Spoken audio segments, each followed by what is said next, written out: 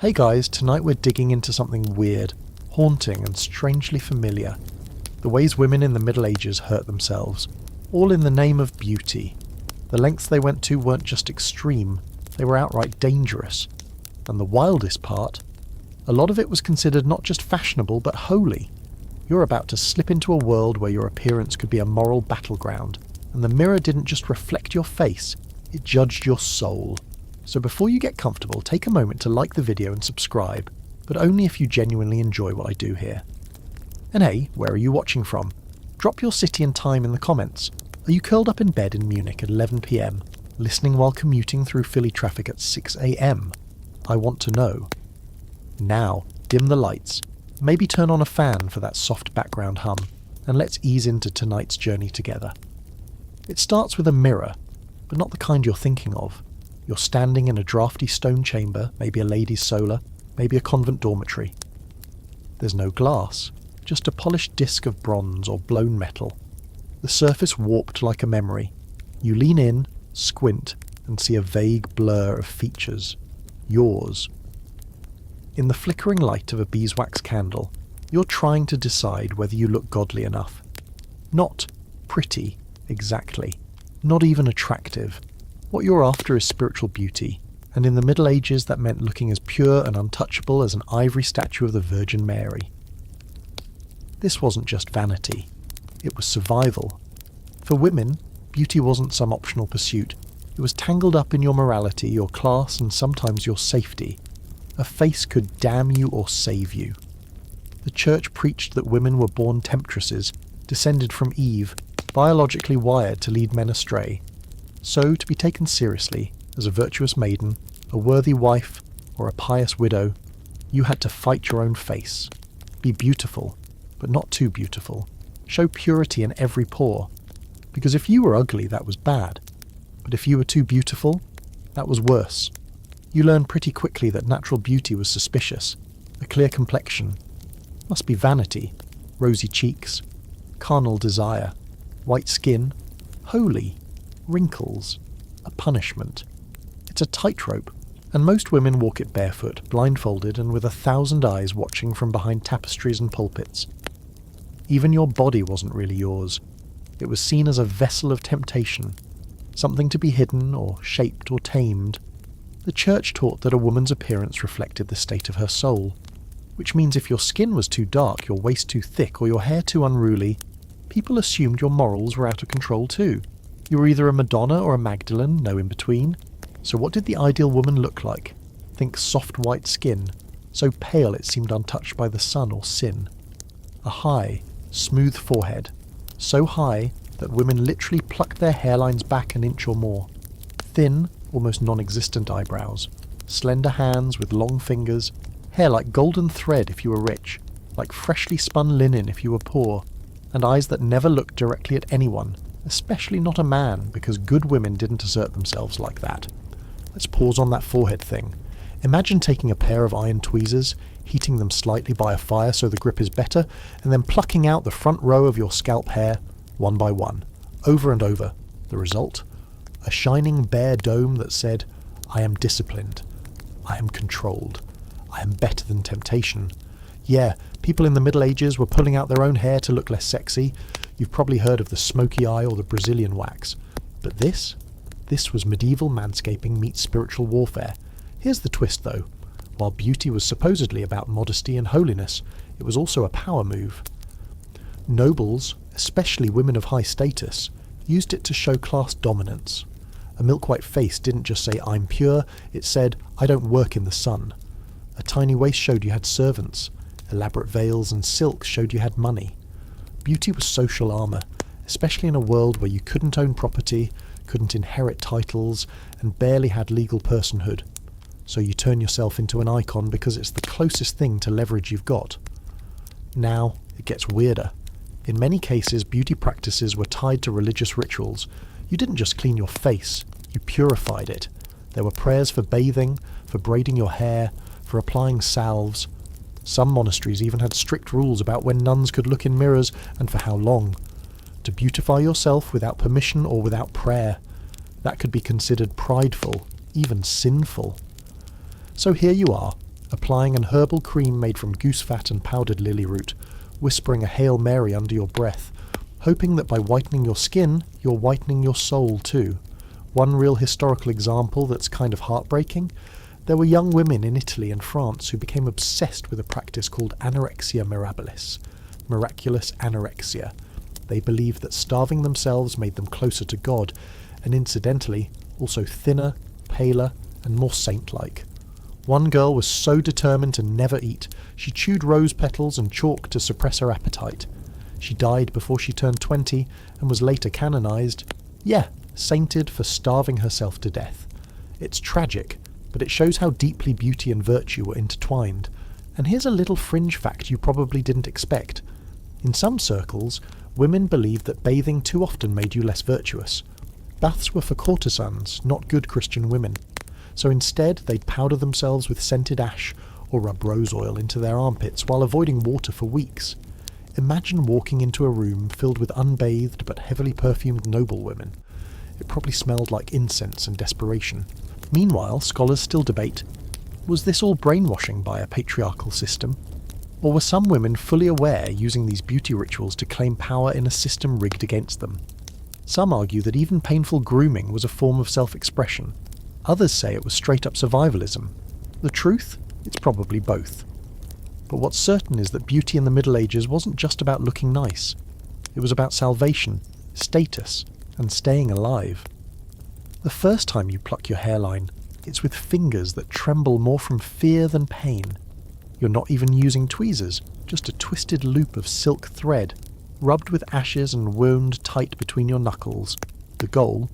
Total eradication of every hair between your eyebrows and the crown of your head. The pain isn't sharp. It's a dull sting that builds, like your scalp is being peeled. Every tug leaves a raw spot, a little line of red, and you keep going because that's what good women do.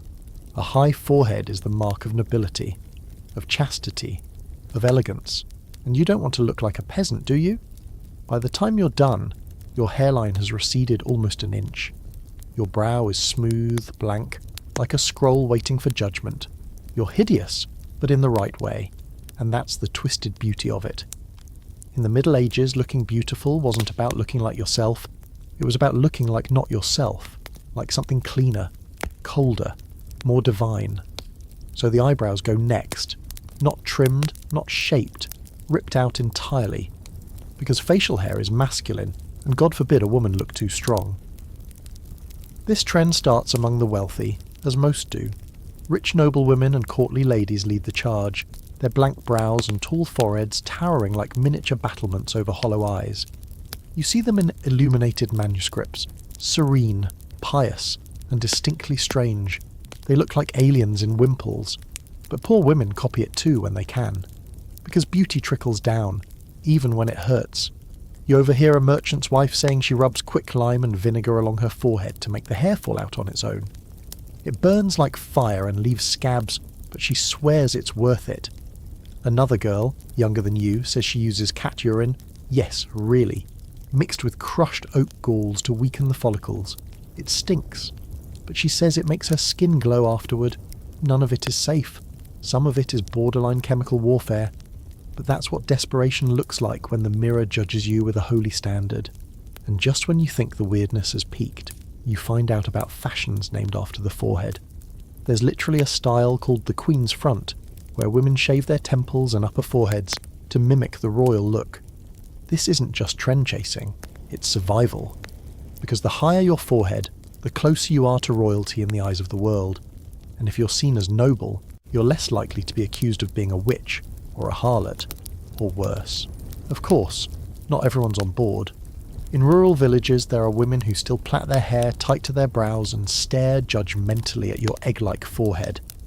Unnatural, they mutter. Unholy. But that only makes you lean in harder, because you want to be admired. You want to be safe, and if that means obliterating your own face one follicle at a time, so be it. Here's a historical fact that might make you shiver a bit. Plucked foreheads weren't just about status. They were believed to enhance your spiritual beauty. Monks and physicians alike wrote that a clear, empty forehead showed clarity of mind and moral discipline. Some texts even claim that high foreheads were more receptive to divine visions. So, by yanking out those hairs, you weren't just conforming to fashion, you were making room for God. But let's get quirky for a second. Did you know that some women kept little pouches of mouse fur to stick onto their foreheads? Sounds backward, right? You just plucked everything out and now you're gluing dead animal parts to your face. But these weren't to replace the eyebrows. They were fake brows, yes, but not in the modern sense. They were sometimes worn slightly higher on the face as a kind of accessory, or to frame the eyes dramatically. Think of them as medieval drag lashes, only grosser. And of course, this whole beauty standard wasn't unchallenged. Scholars still debate whether this trend was driven by internalized oppression or by women manipulating power in subtle ways. Some point to female poets and writers, yes, they existed, who mocked the practice in coded language. Others argue that the church subtly encouraged it because it made women look less sexually threatening. A woman with no brows and a forehead like a parchment scroll, not exactly an aphrodisiac, unless you were into the holy relic aesthetic. The funny thing is, men noticed, and not always in a good way. There are records of husbands and bishops complaining that their wives were disfiguring themselves. One preacher in Paris gave an entire sermon about how women who removed their eyebrows were shaving away their souls. Chill, dude. But also, kind of understandable, because when everyone's plucking themselves into near baldness, it gets weird fast. Still, the pressure is real, and it doesn't stop with hair. That smooth forehead is meant to go with a blank, passive expression. Smiling too much? Flirting? Looking angry? Sinful? Your whole face becomes a mask, one that you have to construct every morning with painful rituals and powders that smell like a cross between burned herbs and boiled soap. You learn to sit still for hours while your maid smooths rosewater over your skin and traces crushed elderberries on your lips, only to wipe them off when the priest is near, and you start to notice something. The more effort you put into erasing yourself, plucking, scraping, smoothing, the more people seem to approve. The compliments are soft, passive-aggressive. You look serene today. You remind me of St. Agnes. Your forehead looks so disciplined. It's not really praise, it's code for good girl. You've controlled your body. You've made yourself small. By the end of the day, your head aches from the strain and you wonder if anyone actually finds this beautiful, or if you've all just agreed to pretend. But tomorrow you'll do it again, because not doing it means something worse. It means questions, suspicion, maybe even accusations, and in this world that can be deadly. You wake before the sun, groggy from a restless night, and pad across the icy stone floor. There's no glass window to tell you if the sky's gone grey or gold, but you know the morning routine by heart. Before prayer, before bread, before conversation, you sit before your polished brass mirror and start on your skin. It isn't just any skin, it's your most visible virtue. You need it pale, not just light, ethereal. The kind of pale that makes you look untouched, unspoiled, and maybe already halfway to heaven. This is the ideal. Skin like cream, like alabaster, like the pages of a freshly written psalm. But unless you're born with that rare noble glow, and spoiler, you're not, you'll have to make it happen the hard way. So today, you're going with a popular concoction: vinegar, white lead powder, and a touch of egg white for stiffness. The paste smells sour and metallic, but that's the point. The vinegar stings your pores, and the lead, that's where the magic happens. It coats your face in a ghostly white sheen that cracks if you smile too wide. You smooth it carefully around your nose, over your cheeks, around the edges of your blank plucked brow. Then you wait. Let it dry. Let it set. There's a reason women used lead, and it wasn't just ignorance. Lead worked. It covered blemishes, lightened freckles, hid scars from smallpox and harsh sun. In a time with no real dermatology and plenty of skin diseases, lead paint made you look flawless. But it came at a cost. Over time, it poisoned your blood, made your teeth fall out, gave you headaches, dizziness, and a ghost-like pallor that slowly became more corpse than angel. The cruel irony? The sicker it made you, the closer it brought you to the ideal. Historians now know many medieval women suffered from chronic lead poisoning. Some literally died from their beauty routine. They didn't call it that, of course. They called it devotion. But every time you dipped your fingers into that shimmering white pot, You are making a quiet little gamble with your life. And yet, you're not alone.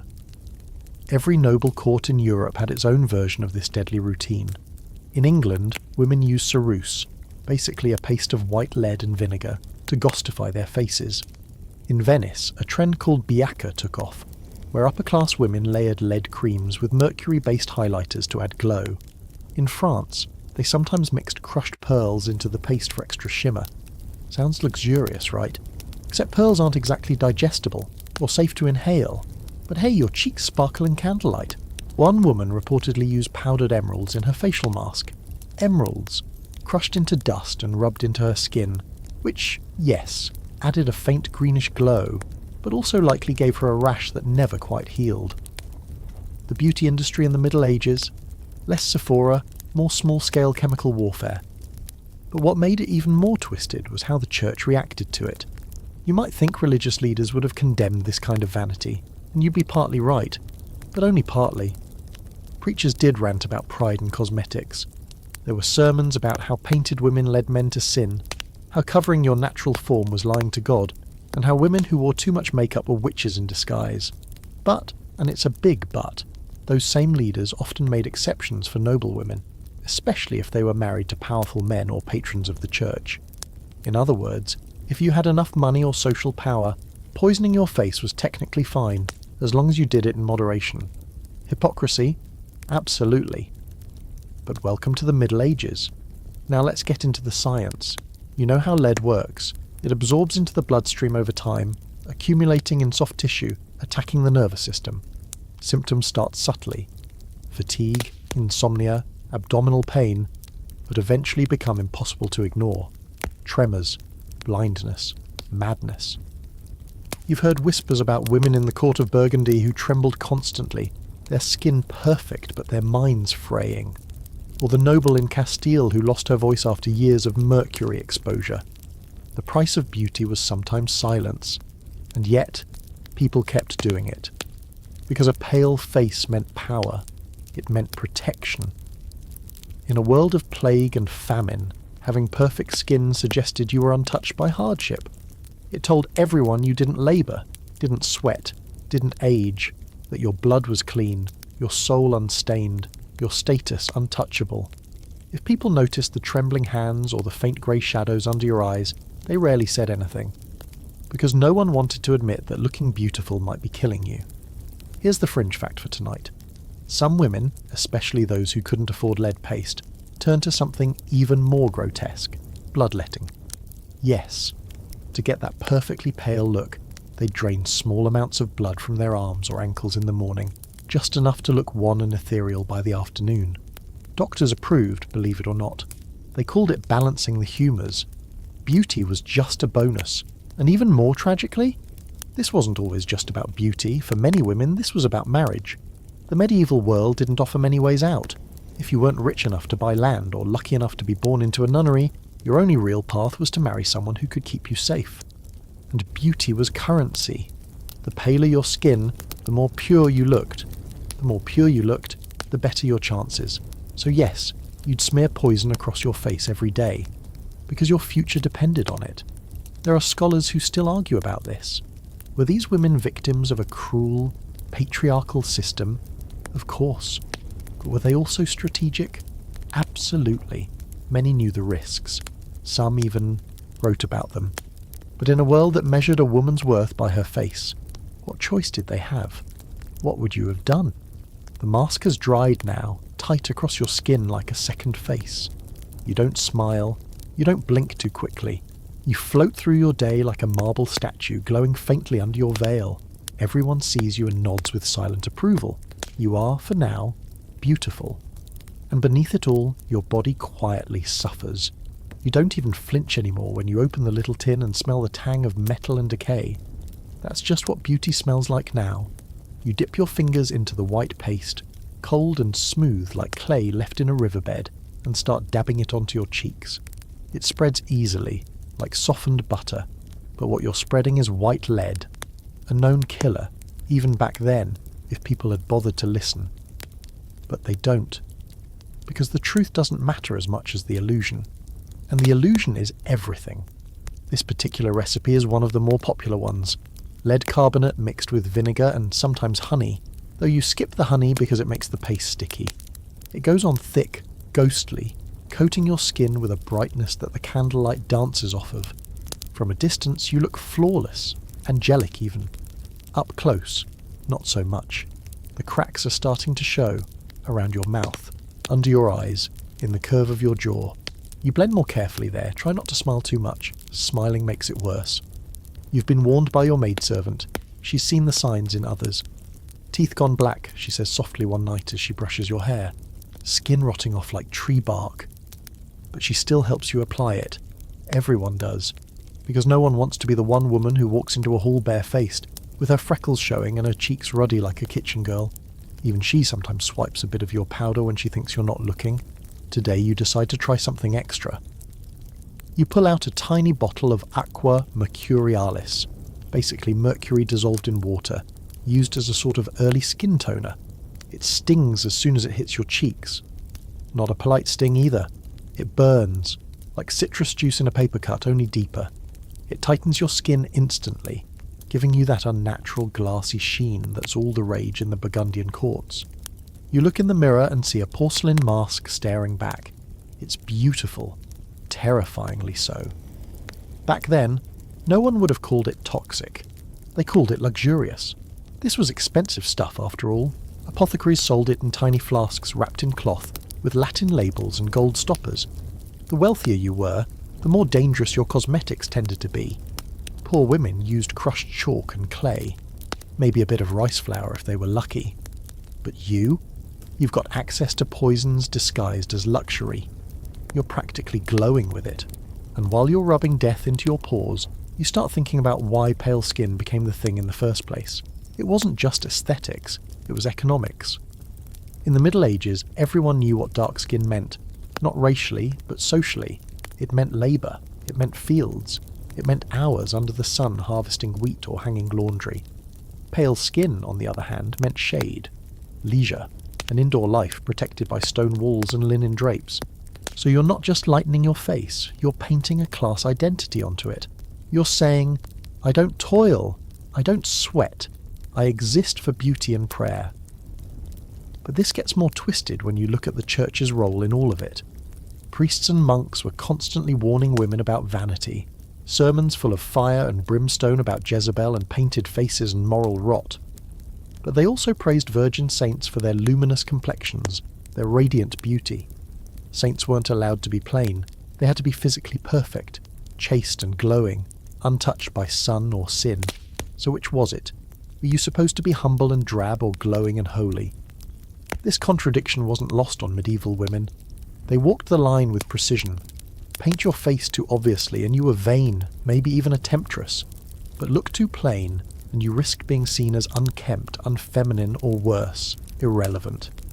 So you learned to be subtle, a soft flush to the cheeks, a pale base that didn't crack too obviously.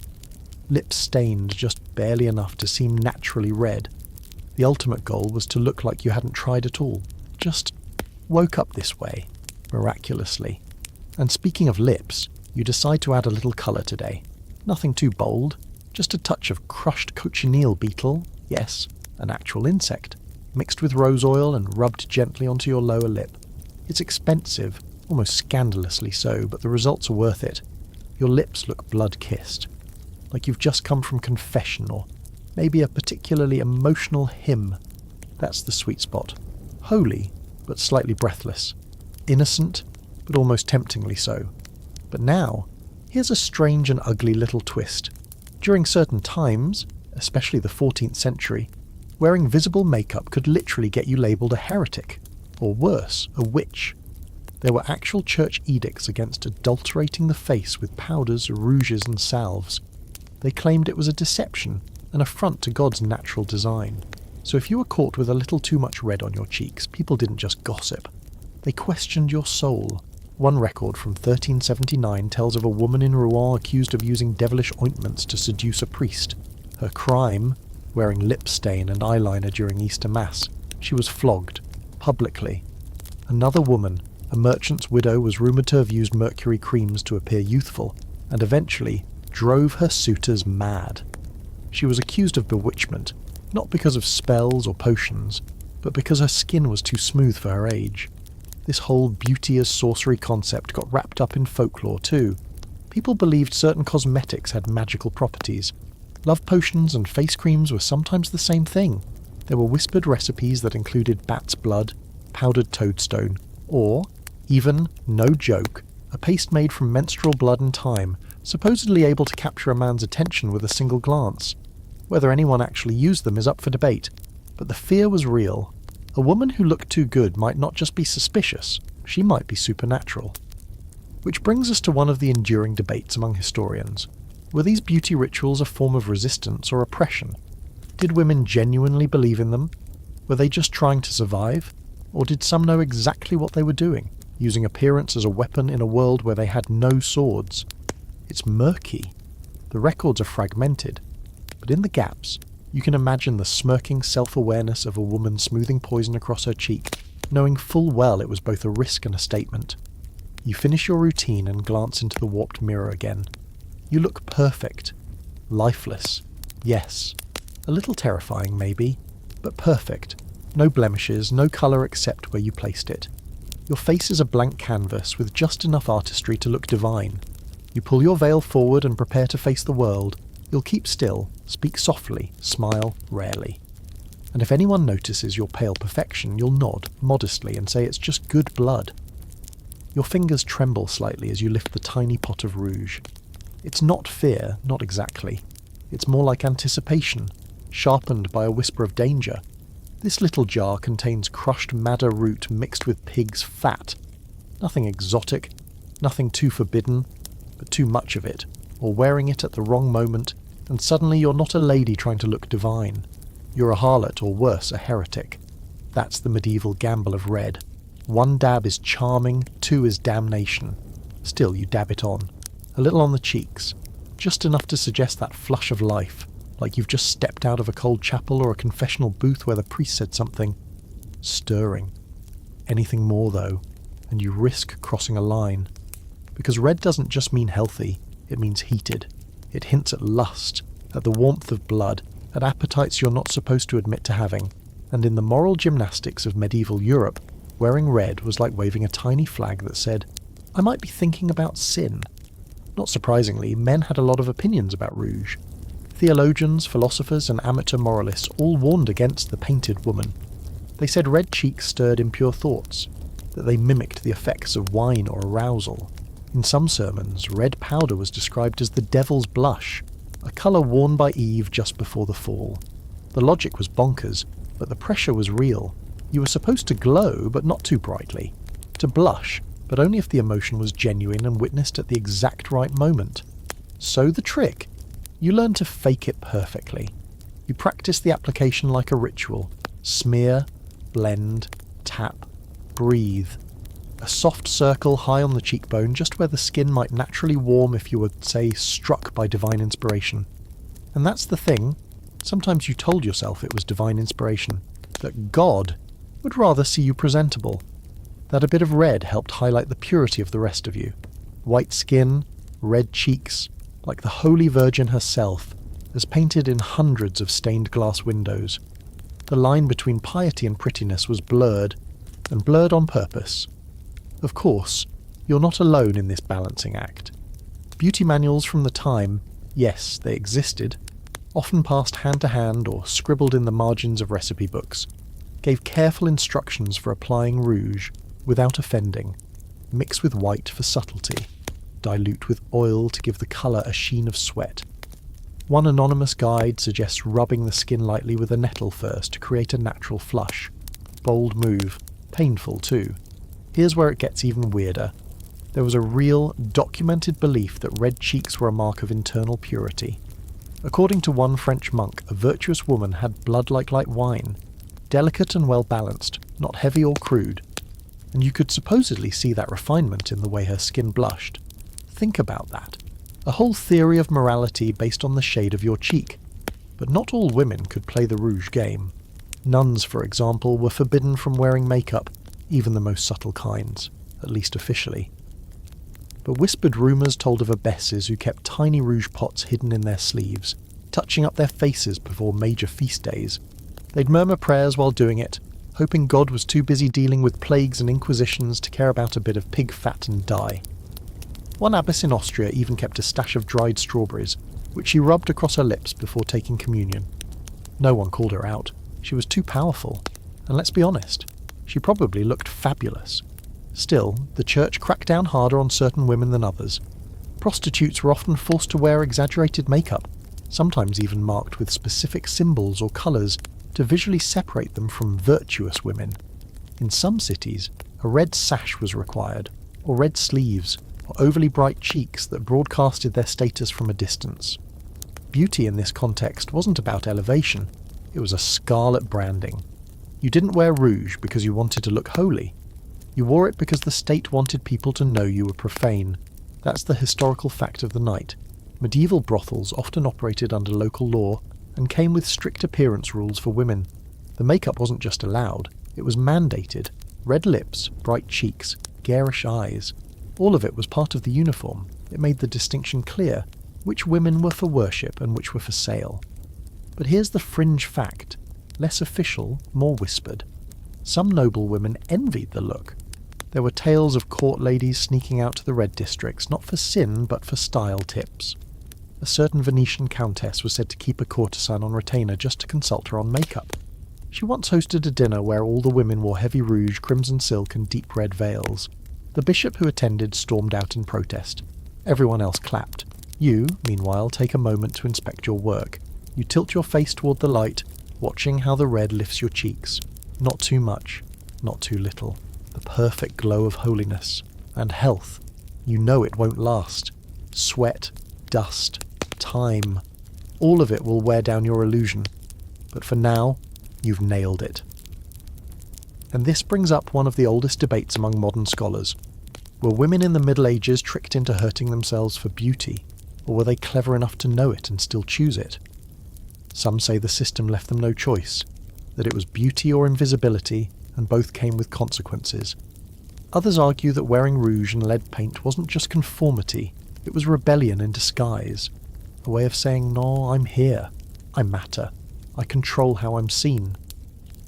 Maybe both are true, maybe it depends on the day.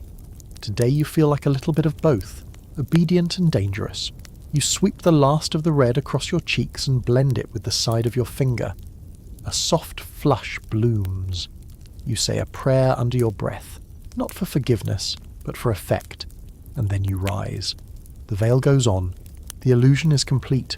You are a vision, pale as parchment, red as martyrdom, someone holy, someone delicate, someone to be watched, and watched carefully.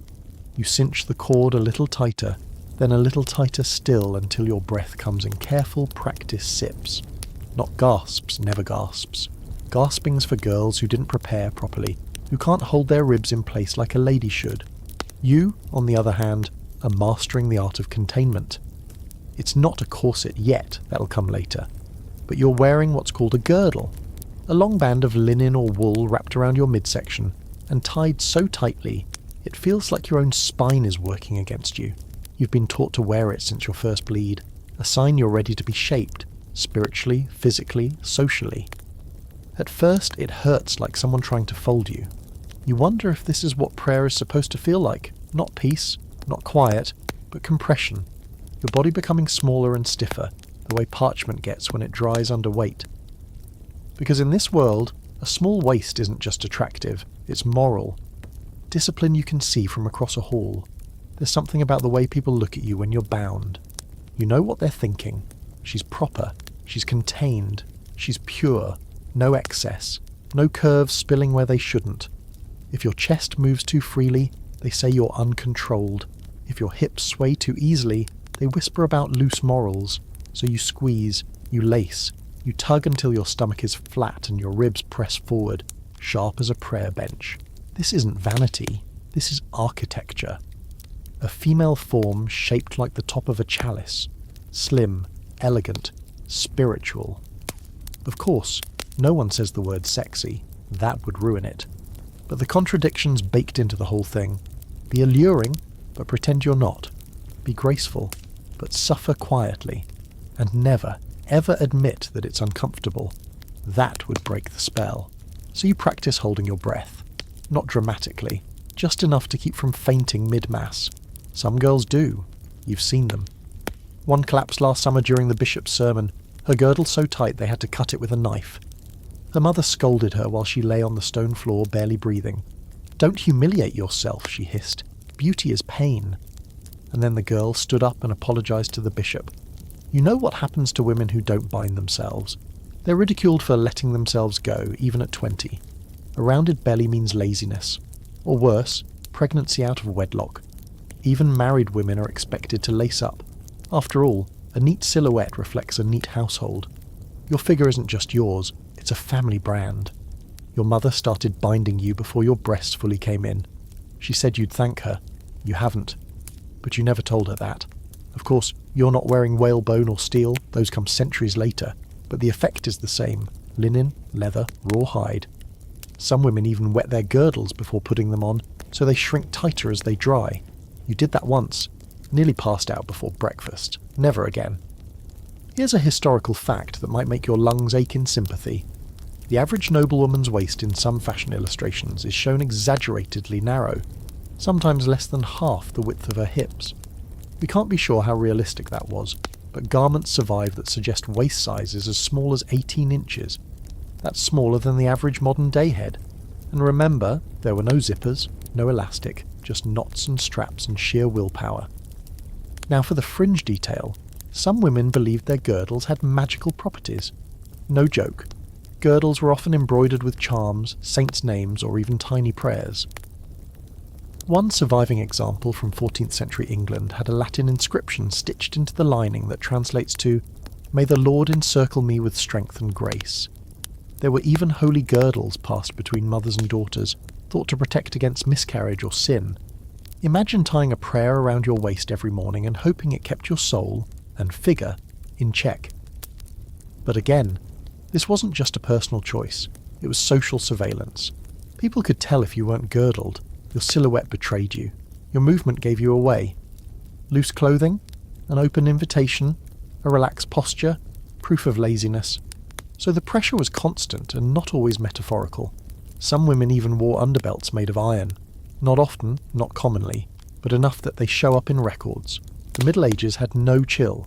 You try to imagine what it would be like to walk freely, to let your body swell and contract like it wants to eat a meal without counting how many bites it will take before your laces feel too tight. But imagining is dangerous. It makes you question things. And that's not how this works. You don't rebel, you conform better. The better you conform, the safer you are.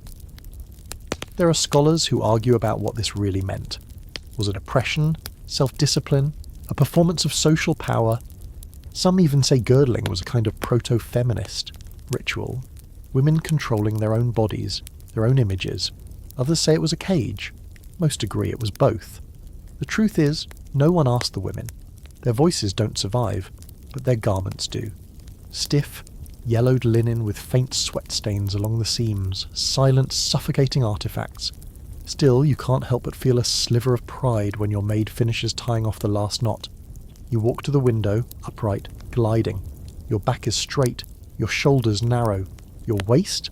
So tiny it disappears between your hips like a whisper. You look like the saints in the tapestry. And when your mother sees you, she nods in approval. That nod is all the reward you get. That, and the knowledge that for today at least you are presentable, you're acceptable, you're small enough. You go down to breakfast but you don't eat. There's a slice of dark bread and a bit of pear but you only pick at them. Not because you're not hungry, but because you can't bear the pain of pressing your full stomach against the unyielding linen wool cinched around your ribs. Hunger will pass, but the shame of being seen bulging out of your girdle, that sticks. The sun climbs higher as you take your seat in the chapel. You bow your head, hands folded, girdle biting into your waist with every breath. You're a sculpture in cloth.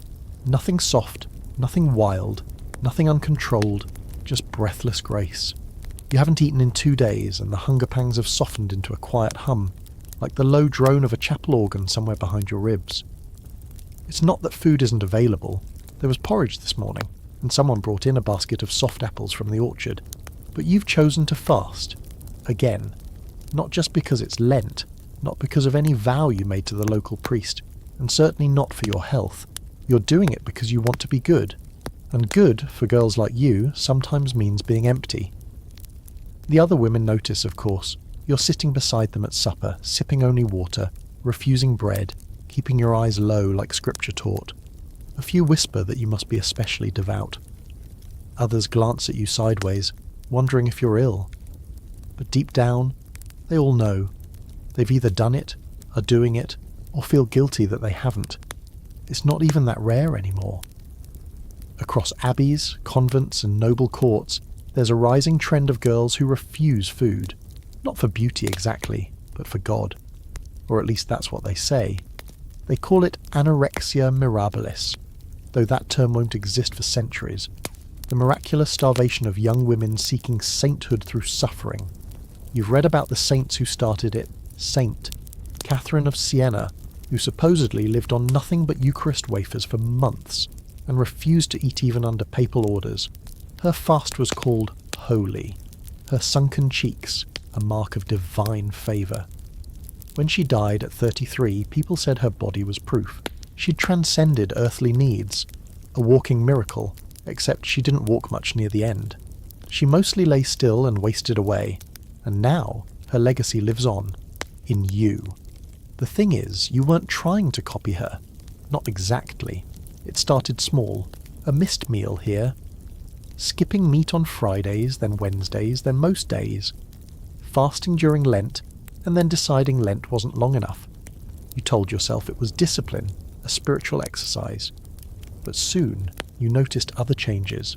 Your face grew paler, your jaw sharper, your body lighter in your gowns. The compliments came quickly, so ethereal, so serene, like a statue of St. Cecilia. And suddenly hunger didn't hurt as much. It felt holy. But that holiness has a dark undercurrent. You wake with headaches, you faint at Mass. Your maid says she can count your ribs now, and not just when you're changing. You hide your bruises with extra linen and you're shaking hands with prayer. Still, no one stops you. Because in this world, suffering is sacred. Especially for women. The less you need, the more divine you seem, and if that comes with a little visible fragility, all the better. Fragility is beautiful, fragility is safe. There's a girl in your abbey who takes it further. She's only 15, but she's been fasting so strictly her breath smells like vinegar. She prays on her knees for hours, then collapses during Vespers and has to be carried out like a martyr. Everyone is in awe. The older nuns whisper that she's touched by God. But you wonder, quietly, if it's really God, or if it's the same quiet, echoing fear you feel at the bottom of your stomach when someone offers you cheese. And yet the pressure isn't always external. It builds from inside. You start to think about your body as a thing to be tamed, a beast to be caged. When you eat, you feel ashamed, not gluttonous, not indulgent, unworthy, as though the act of swallowing betrays your higher purpose. You're supposed to be above flesh. Flesh is temptation. Flesh is failure. So you practice stillness. You drink broth and call it indulgence. You chew rose petals and imagine sainthood. Here's a historical fact that adds weight to this quiet epidemic. In the 13th and 14th centuries, dozens of religious women, many not formally canonized, were recorded as practicing extreme fasting to the point of collapse or death. Chroniclers at the time didn't call it illness. They called it sanctity. These women were admired, their starvation rituals written down with awe. Not once was it suggested they might have needed medical help. Instead, they were seen as divine examples, proof that holiness could conquer hunger. And here's your quirky fringe fact. Some of these fasting women were also believed to possess inedia, the miraculous ability to live without food entirely. Church officials debated whether it was a true miracle or a trick of the devil. But either way, no one asked the girls what it felt like, whether they felt blessed or broken, whether their bodies ached in the night, whether they cried when no one was looking. They were symbols, not people. You're not a symbol, though. You still feel every hunger pang. You still dream of figs and honey. You still flinch when someone bites into bread near you, the crunch ringing like a church bell in your ears. But you stay strong, you tell yourself. Strong by being weak, hollowed out, closer to God. But it's not just about God, is it?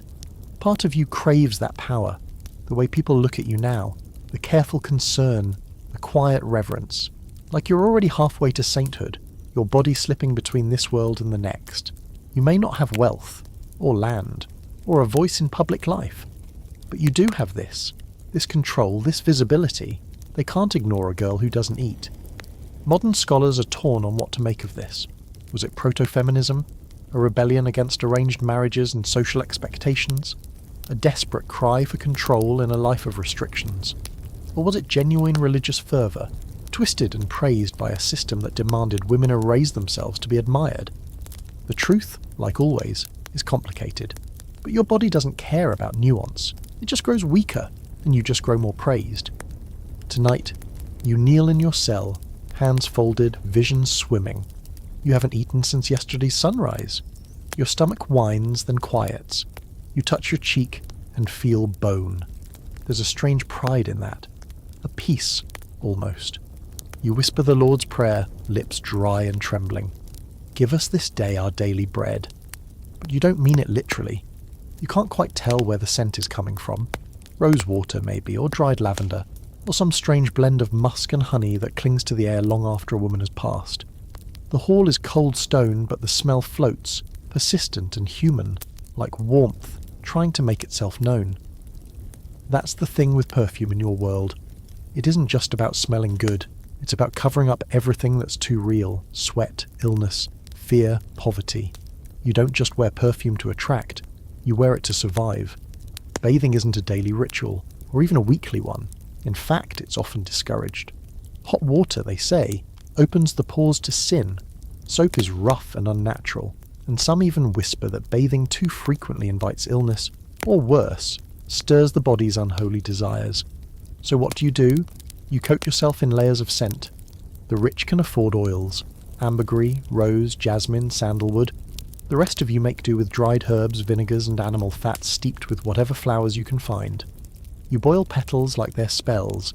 You store them in corked glass vials hidden in the folds of your gown. Today you choose clove water with a hint of sage. It stings when you dab it on your neck.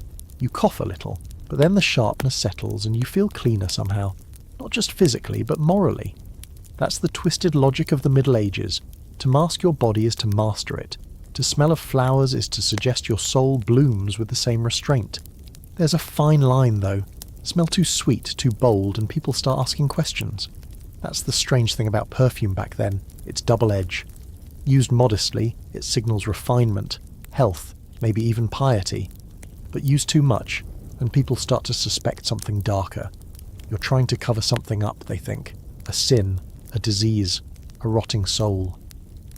There's a word they whisper: mulia suspecta, a woman under suspicion. Too clean, too painted, too perfumed. She must be hiding something. The widow who doesn't smell of mourning. The girl who smells of jasmine in the dead of winter. The servant who always smells nicer than her station allows. It's not just envy, it's fear. Because in a world teeming with death and decay, someone who smells too perfect must be unnatural. Let's talk about plague. Because yes, the Black Death changes everything. When the pestilence rolls in, through rats, through ships, through God's supposed wrath, everyone starts smelling worse and worrying more. People believe disease travels through miasma, corrupted air, invisible clouds of death that drift into your lungs and poison your blood.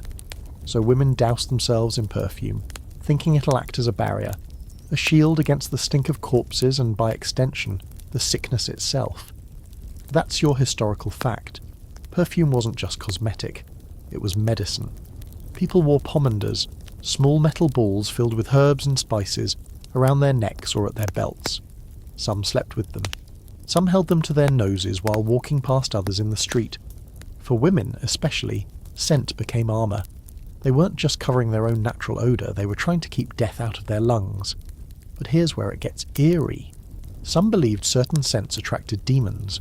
No, seriously. There were actual treatises on this.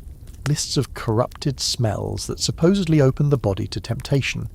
Musk, patchouli, civet. Scents considered too earthy, too animal. Women who wore them were accused of inciting lust in men and inviting spiritual contamination. Imagine applying perfume and being told you were summoning a demon. Talk about pressure. And still, despite the suspicion and the risk, perfume thrived. Especially among women who had few other tools of power. You begin to understand that scent is its own language, a quiet rebellion. You may not own property, you may not speak in council, but you can choose how you smell. A whiff of violet when you pass a rival, a trace of cinnamon before an arranged meeting. These choices matter. They're tiny declarations in a world that demands your silence.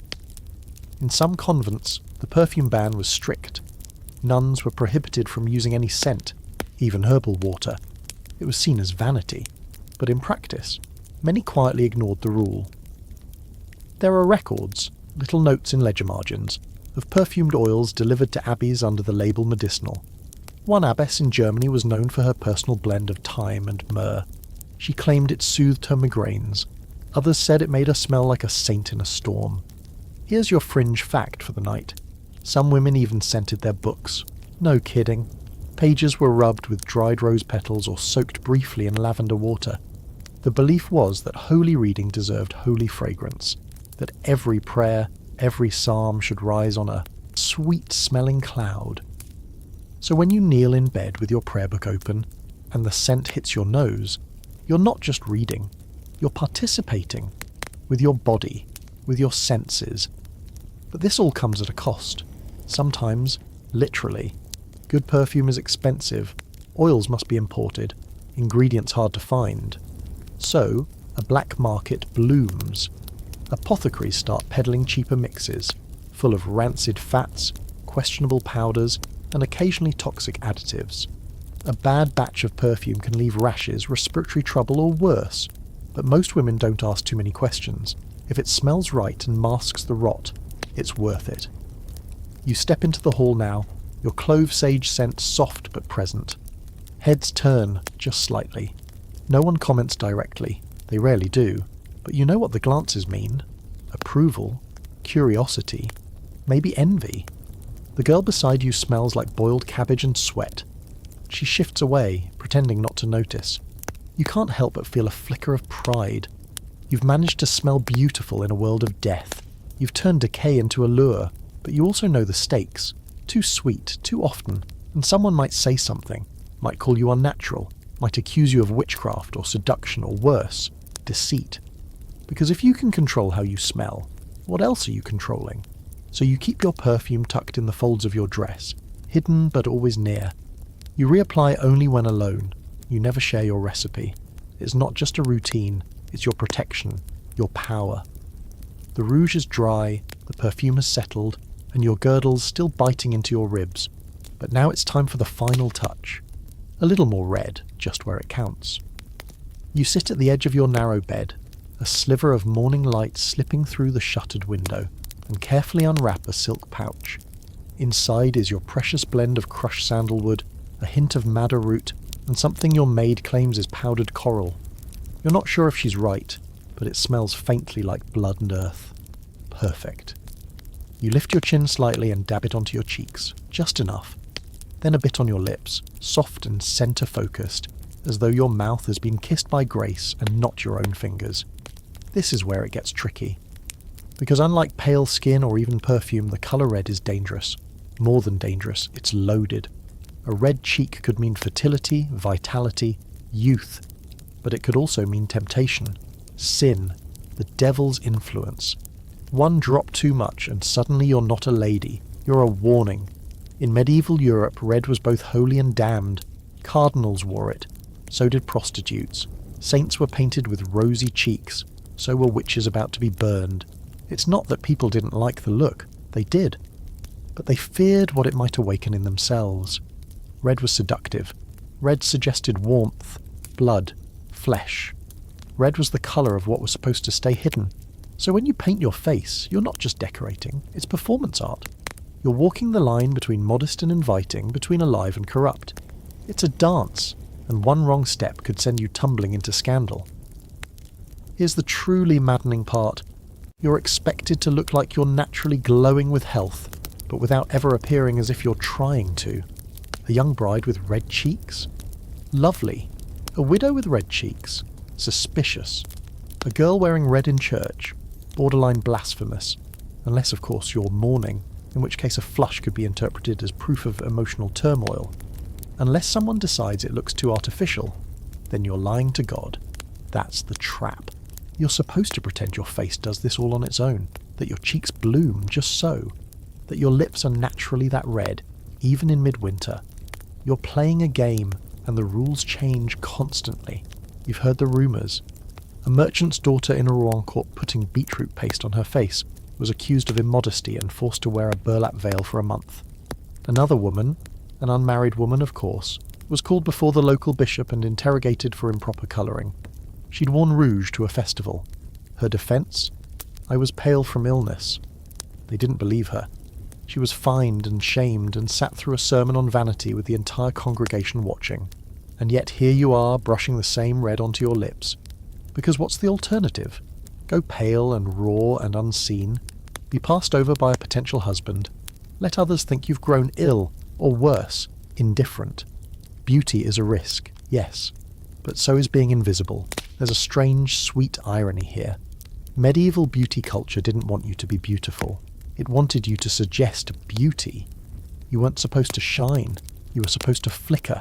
A suggestion of colour, a whisper of glow. Just enough to hint at vitality while maintaining the illusion of virtue. Anything more, and you were asking for it. Whatever it was. Now for your historical fact of the night. Red cheeks were sometimes considered literal signs of sin. A medieval physician named Gilbertus Anglicus wrote that facial flushing could indicate overheating of the blood, which was linked to lust. So if you flushed naturally, risky. If you faked a flush, more risky. You were either sinful or trying to look sinful, and the distinction was often irrelevant. And here's your fringe fact. Some women used crushed insects, cochineal beetles to be specific, to colour their cheeks. Imported from the East, dried, ground, and mixed into wax or oil, the beetles produced an intense red pigment. Exotic, rare, and dangerously expensive. It was a secret weapon. Nobles prized it. Apothecaries hoarded it. One English countess reportedly had it locked in a silver box with a miniature key she wore around her neck. Her servant once stole a pinch of it and sold it at market for enough to buy a new cloak. But not all women had access to beetles and coral, so others turned to more rustic methods, rubbing the skin with nettles, pinching the cheeks until they turned raw, smearing a mixture of goose grease and crushed cherries, then blotting it just enough to look accidental. Pain was part of the ritual, that slight sting, a reminder that beauty was earned, and again, the church had opinions. Of course it did. Some preachers said rouge on the face was like painting flames on your soul. Others claimed it interfered with the natural humours of the body. And a few particularly dramatic friars liked to quote the book of Isaiah. Woe to the women who make their faces fair. Subtle. Still, you persist. You always do. You finish your routine with the faintest smudge of colour along your jawline. Unnecessary, really, but it makes your face look warmer, less like a marble statue. You don't smile. Smiling cracks the paint. But you feel a quiet thrill in your chest, like you've pulled off a perfect forgery. And scholars today? They're still arguing about what it all meant. Was red a symbol of power or submission? Was wearing it a way to reclaim your body, or offer it up carefully packaged to society's expectations? One side says women were victims of a patriarchal trap. The other says they were strategists, using red as camouflage, as armour. Maybe both are right. Maybe you're both victim and strategist, painted, powdered, and pulling the strings. Outside, the bell rings for morning prayers. You stand, adjusting your veil, keeping your face still so nothing smudges. As you walk down the hall, the torches flicker and catch your profile in fragments. A little light on the cheek, a little shadow at the lip. You look soft, gentle, holy, and behind the blush, fire. You sit cross-legged on the cold floor, candle flickering beside you, and lift what looks like a small, delicate brush, but it's not made of bristles. It's bone. Carved and whittled, smooth by hand, probably a generation ago, maybe longer. It fits in your palm perfectly, like it belongs there, like it always has. The tip is stained with something reddish-brown, old rouge or rust or maybe dried blood. You don't ask. Tools like this don't come with histories, only rituals. This is what you use to scrape, Not skin, at least not tonight, but hair. Stray hairs that grow where they shouldn't. Under your chin, at the edges of your lips, the unfortunate line that threatens to form between your brows. You're not supposed to have hair like that. A woman's face must be clean, smooth, free of wildness. You've been taught this since childhood. Hair is disorder. Hair is masculine. Hair is temptation waiting to happen. So you scrape, you pluck, you tweeze, slowly, painfully. The sharp end of the bone tool digs into your skin, tugging at follicles like tiny punishments. You wince, but you keep going. The result, bare skin, taut and unbroken, is worth it. At least that's what you tell yourself. You're aiming for that holy look again, a face like milk and wax, soft and quiet and impossible to read. Tonight, you've decided to go further. Your friend, if you can call her that, competition being what it is, told you about a new method she swears by. Take a strip of linen, soak it in a mixture of boiled sugar, lemon juice, and ashes. Let it dry, then heat it slightly over a flame. Press yank. She said it like it was a spell, and in a way, it is. A painful, sticky, absolutely insane spell that rips out everything in its path, so you try it. The scream that wants to come out doesn't. You bite your lip, breathe through your nose, your eyes water as the cloth peels away with a sound like tearing silk. You don't even look to see what came off. You don't want to know. You just know it's working. You're becoming smooth, pure, proper. This all sounds excessive, but for a medieval woman, grooming is survival. It's not just about beauty, it's about legitimacy. A patch of facial hair can spark rumours of devil's marks. A mole in the wrong place, a rough patch of skin, signs of sin, or worse, witchcraft. There's a reason women keep razors and needles tucked into their sewing baskets. A reason you always have a small mirror hidden behind your prayer book. You are your own inquisitor, your own executioner.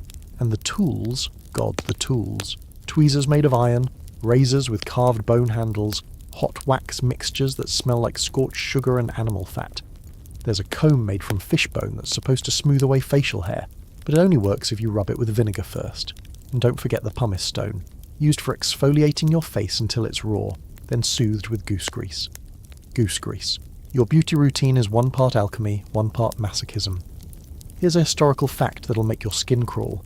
In some aristocratic courts, women used hot irons, yes, actual branding tools, to remove facial blemishes. Not often, but enough that there are records of it. A noblewoman in Provence supposedly branded a mole on her cheek to avoid being labelled a witch. It scarred her, but she was never questioned again. It was proof, they said, of her piety. As if pain was a sacrament. And now for the fringe detail. Some women sewed human hair into their scalp to make their hairline appear higher. You've already heard about plucking the hairline to create that holy dome of forehead, but some went further. After overplucking or suffering from hair loss, often due to, all the poison and stress, they'd take strands from a sister or servant and stitch them beneath their skin. The wounds would crust over, sometimes become infected, but if the hair took root, the result was miraculous. A smooth, rounded frame for the face, just like the saints, and yet despite all this pain, despite the bleeding and blistering, you keep at it. Because it's not just about appearance, it's about control. You don't get many choices in this world, not about marriage or land or your own thoughts, but you can control this. The way you look, the way you're seen. It's not empowerment in the modern sense, it's survival through compliance. If you're beautiful, by their standards, you're safe. Or at least safer. Of course, not everyone agrees. Some say the tools themselves are cursed. One old woman in your village claims the bone brush you used was originally a needle for sewing shrouds. She says it belonged to a woman who died of the plague and came back in dreams to curse her. Mirror. Another says that women who tamper too much with their faces are reborn as birds, trapped in feathered bodies, unable to speak. Folklore, yes, but the warning is clear. Beauty is dangerous when it becomes obsession. You're beginning to see the lines where that obsession begins. You no longer feel nervous before the rituals. You feel relief, like you're doing what's required, like each plucked hair is a little penance paid, a tithe of pain. You've heard of women flaying their own hands to resist temptation, sleeping on straw mats lined with nettles, tying rocks to their backs to keep from sleeping too long. Your routine? Not so different, just quieter, more acceptable. Scholars still argue, was this grooming a form of devotion, Or was it self-harm dressed up in righteousness? Did these women believe they were honouring God with each drop of blood they bled for beauty? Or were they just trapped in a system that measured their worth in smoothness and silence?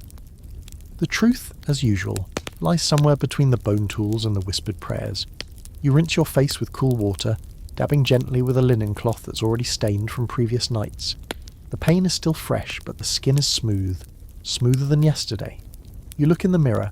The candle flickers behind you. Your face is pale, hairline high, brows invisible. There's nothing wild left. You look holy. You blow out the candle, leaving the room in darkness. Tomorrow you'll do it all again. You're not quite sure when it started.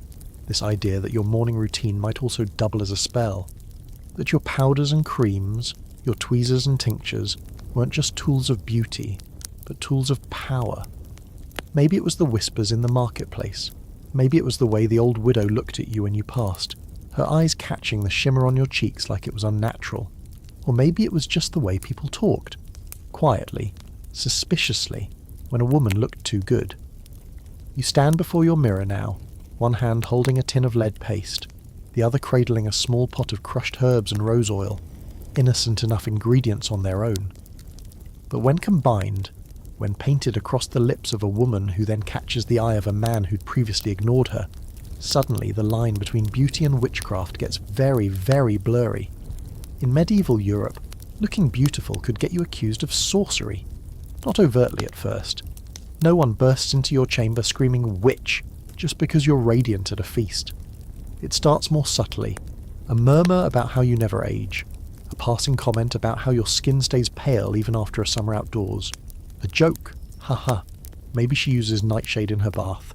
And then, one day, someone goes missing, or falls ill, or simply looks at you wrong, and suddenly, that joke's not a joke anymore. There's a long history of conflating beauty with dark power. Eve, after all, was too beautiful to resist. Delilah too seductive to trust. The medieval church made it clear, woman is temptation. And what tempts more effectively than a flawless face, lips like fruit, skin like untouched snow?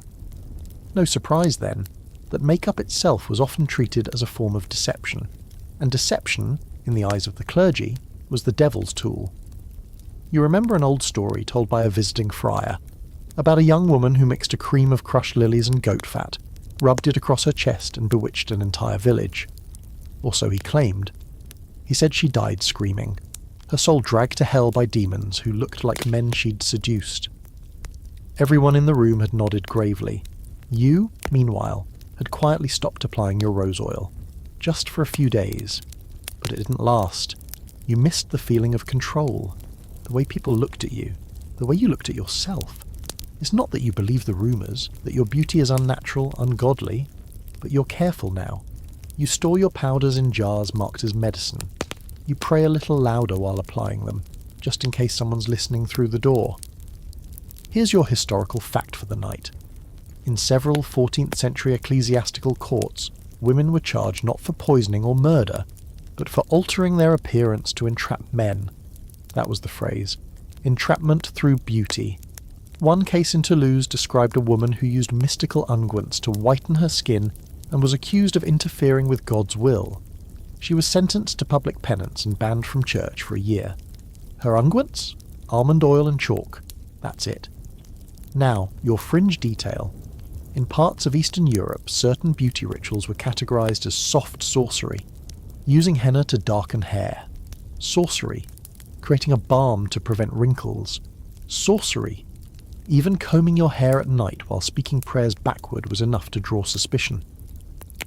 There's a surviving household manual from Hungary that lists over 50 forbidden acts, and nearly half involve cosmetics, perfume or grooming. One entry warns women not to look into a mirror by candlelight, lest you see the devil's eye staring back. You'd laugh if it weren't so close to what you already feel.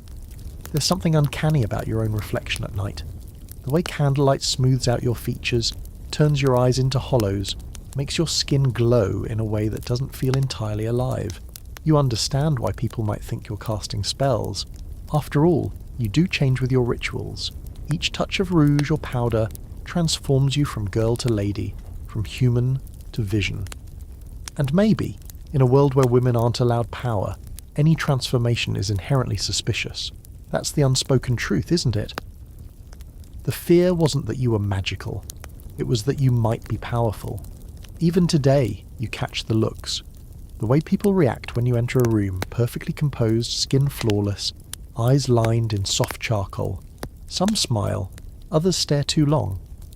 But a few, always men of the cloth, or old women with rosaries wound too tight around their fingers, look at you with something like fear, like they think you chose this power for yourself, like you stole it. And maybe you did. Maybe every morning you rise and paint your face, you're reclaiming a piece of control, not just over how you look, but how you're perceived. You've learned to weaponize their expectations, to turn modesty into mystique, restraint into allure, holiness into spectacle. It's not magic, but it might as well be. There's another story you think about sometimes. A woman in Florence, wealthy, respected, married to a guild leader. She was said to have the eyes of a Madonna and the mouth of Venus. When her husband died suddenly, the whispers began. Poisoned wine, they said, a charm placed under the bed. When they searched her home, they found dozens of jars and bottles, most of them unlabelled. Her defenders said it was just cosmetics. Her enemies said it was witchcraft. No trial, no evidence, just a quiet disappearance. Her house sold. Her name struck from the parish book. You don't keep your jars unlabelled anymore. You kneel beside your bed now, fingers still scented with frankincense, and fold your hands in prayer. Forgive me, you whisper, though you're not sure for what. For wanting to be beautiful? For being beautiful? For surviving in a world that punishes both? The candle crackles. The mirror across the room reflects only shadows, and you think, for just a moment, that maybe you do believe in magic. Just a little. You're veiled today, not because you're mourning or on pilgrimage or feeling especially devout, but because it's expected. The veil is long, ivory, a thin woven linen that hangs like mist from the crown of your head down to your shoulders. It's pinned beneath your chin and fastened so tightly it flattens your ears, making them ache a little. You glance in the mirror, and there she is again, that serene, faceless silhouette. Modesty, weaponized. A curtain between you and the world. The veil is more than an accessory. It's a declaration. You are pure. You're controlled. You're not to be looked upon unless granted permission, and even then, barely. The less of you seen, the more of you imagined. That's the whole trick. In the Middle Ages, modesty isn't just a virtue. It's a kind of stagecraft. There's no one veil style, of course. You've seen everything from simple hair coverings to elaborate wimples that wrap around the throat and chin like armour. Some women wear veils that trail behind them like bridal trains. Others wrap their faces so tightly only their eyes peek. Through.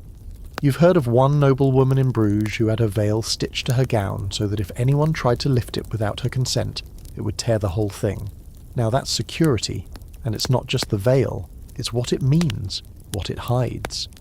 In your world, the most powerful women are often the least visible. You grow up believing that concealment is power, that a covered head means a covered soul. That the more of yourself you hide, the more they will believe you have something sacred to protect. But of course, that's only half the truth. You also know how the veil can work in reverse.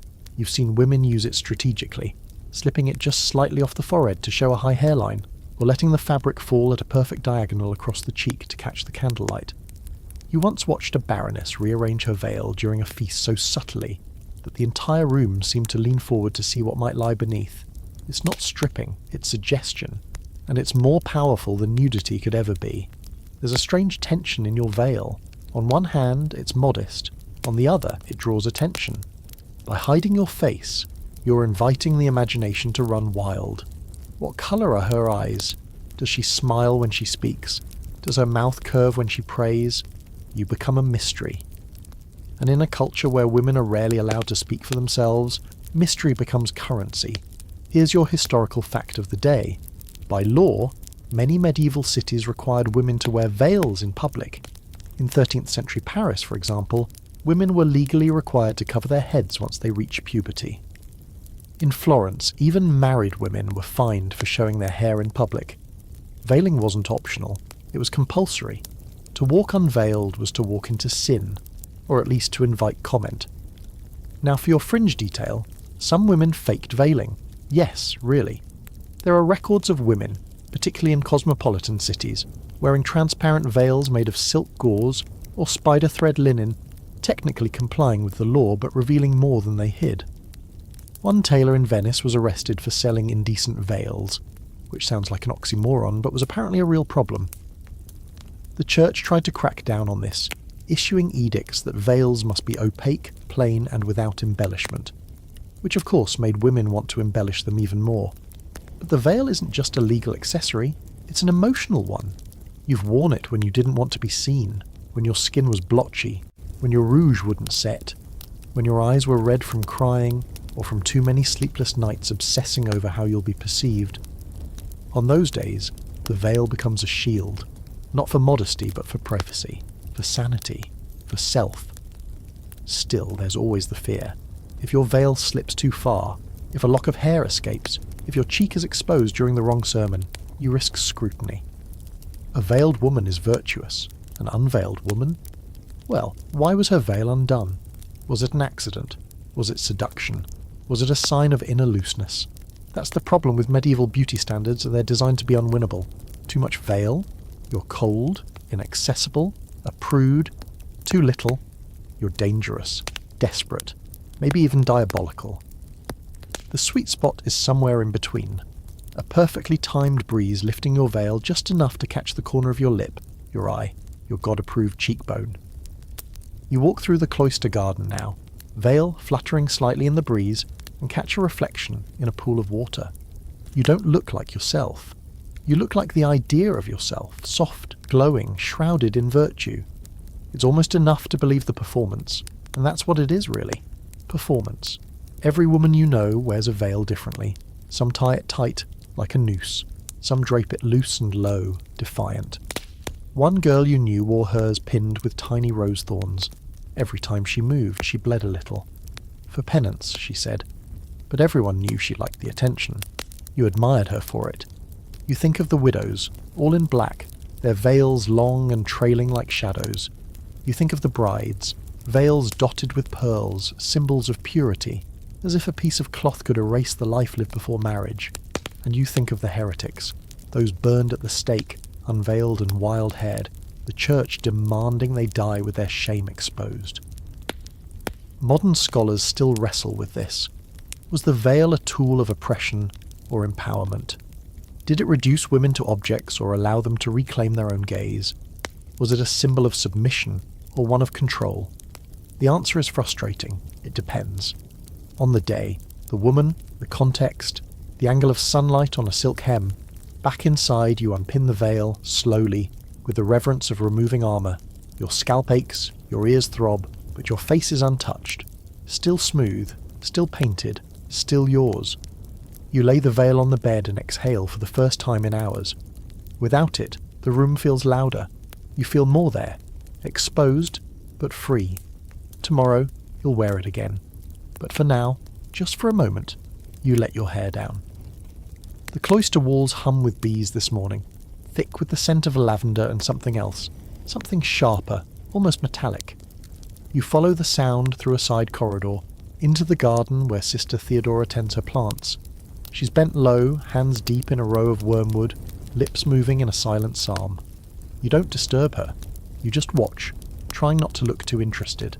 After all, what happens here isn't strictly allowed, because beneath the chant and prayer and ritual, behind the incense and the stern glances of abbesses and the scraped knees of novice girls, there's another world inside the convent. A world of jars and powders and clippings of bark tucked into recipe books disguised as devotional texts. These women, these veiled, God-fearing, supposedly renounced creatures, know more about beauty than most nobles. They're cloistered, yes, but they're not naive. You finally gather the courage to approach. Sister Theodora doesn't look up, just gestures for you to kneel beside her. She hands you a sprig of dried sage and murmurs, "This, when steeped in goat milk, softens the skin." You nod like it's a prayer. In a way, it is. The convent is where women learn to disappear from the world, but not from themselves. You would think the cloister would kill vanity, that the long hours of silence and self-denial would scrub out every desire for beauty. But you've learned that beauty takes different forms here. It's not about seduction or admiration. It's about care, control, private ritual, and maybe in its quietest, purest sense, defiance. The nuns aren't immune to appearance. Many entered the cloister not from spiritual calling, but from family strategy. They were too poor to marry, or too clever to be trusted in court. Now they wake at dawn, pray until their knees ache, and grow the very herbs that once decorated palace perfumes. And in their private cells, between candlelit pages of Latin prayers, they press rose petals into water, blend honey into ash, and line their eyes with charcoal made from burnt myrtle leaves. You've heard of one nun who boiled wine into syrup and used it as cheek stain. Another who soaked her habit sleeves in lavender oil before Vespers, so the scent would rise when she prayed.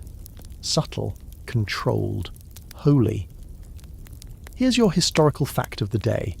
In several 12th and 13th century convents, especially across Italy and Germany, there are surviving letters from nuns describing cosmetic recipes. Not just for medicinal salves, those were expected, but for hair lightening, skin whitening, even lip balms. One nun wrote to her sister outside the convent for crushed pearl powder and beeswax.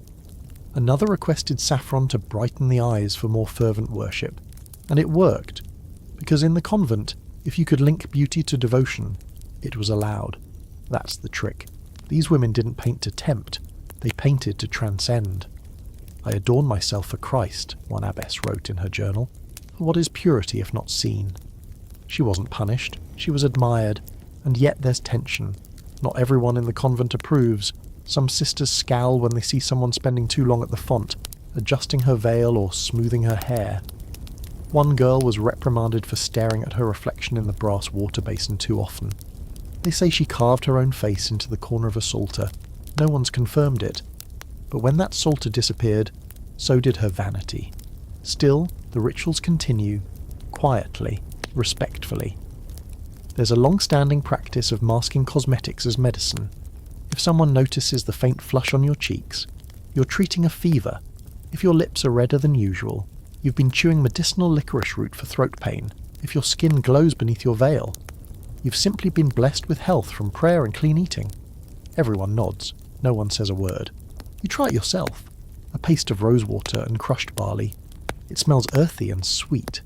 You apply it at night and wake up feeling like you've remembered something ancient, something women have passed hand to hand for centuries. It's not about impressing anyone. No one sees you here.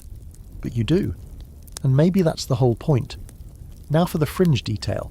Some convents kept what they called herbariums or still rooms, spaces filled with drying herbs, distillation equipment, and even stills for making scented oils. These weren't just medical labs, they were proto-cosmetic factories. Recipes passed from sister to sister included ingredients like honey, camphor, egg whites, ground shell, lemon juice, and even frog spawn. The goal? Not only to cure ailments, but to maintain the clearness of God's temple. Their bodies, even cloistered, were still seen as vessels for grace, and vessels had to be clean. You take a moment to imagine what it would have been like to be Sister Theodora at 16, new to the convent, confused, likely angry, forced to surrender your voice, your lineage, your very name, but not your hands, not your knowledge. She learned what plants healed, what flowers stained, what roots turned into salves. She learned to express through tincture what she couldn't say aloud, and now she passes it to you, like a secret written in herbs. Scholars argue whether these beauty rituals were signs of resistance or assimilation. Did the nuns practice private beauty as a way of holding on to their femininity, their pre-cloister identities?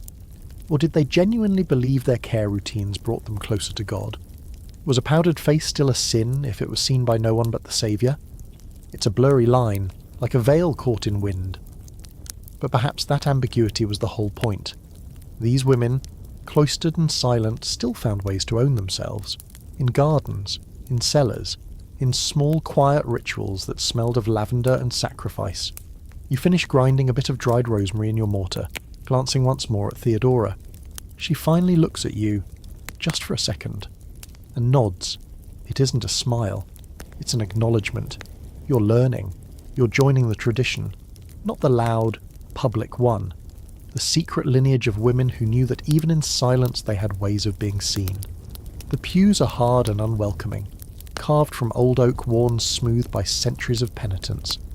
You sit with your hands folded in your lap, eyes fixed on the stone floor, trying to look appropriately humbled. Above you, the voice of the priest rolls out from the pulpit, echoing against the cold walls like the sound of thunder that never arrives. He's preaching on vanity today, again, and every word lands like a small slap. You try not to twitch. He says women are the gatekeepers of sin, that your face, your voice, your very body is temptation made flesh. He gestures to the crucifix, the suffering Christ, and says, "It was woman who first invited ruin.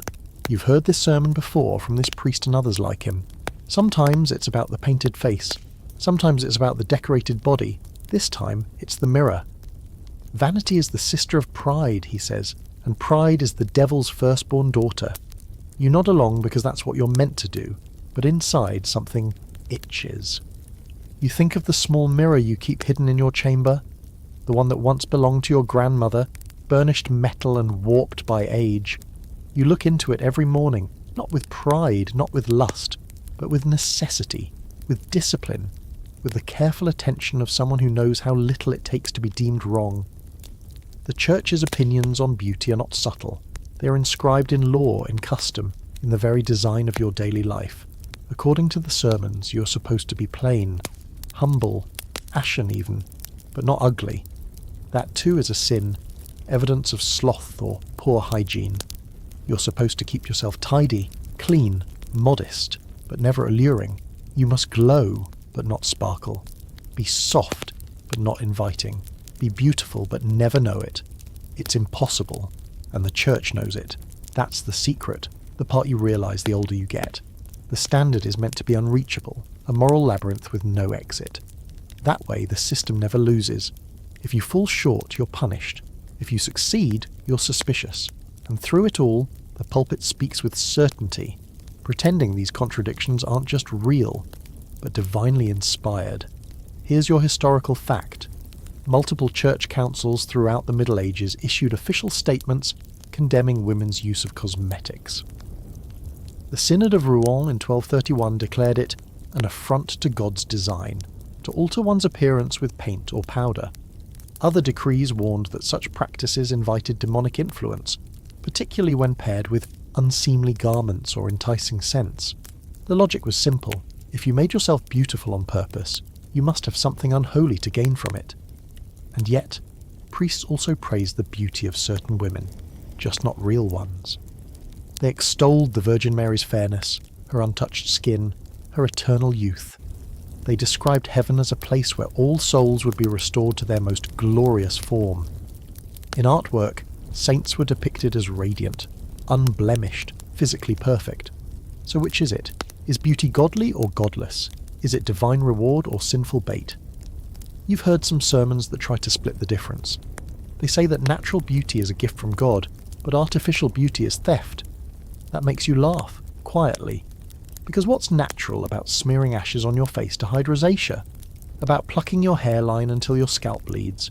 About lacing yourself so tightly your ribs ache for days? There is no natural left, only ritual.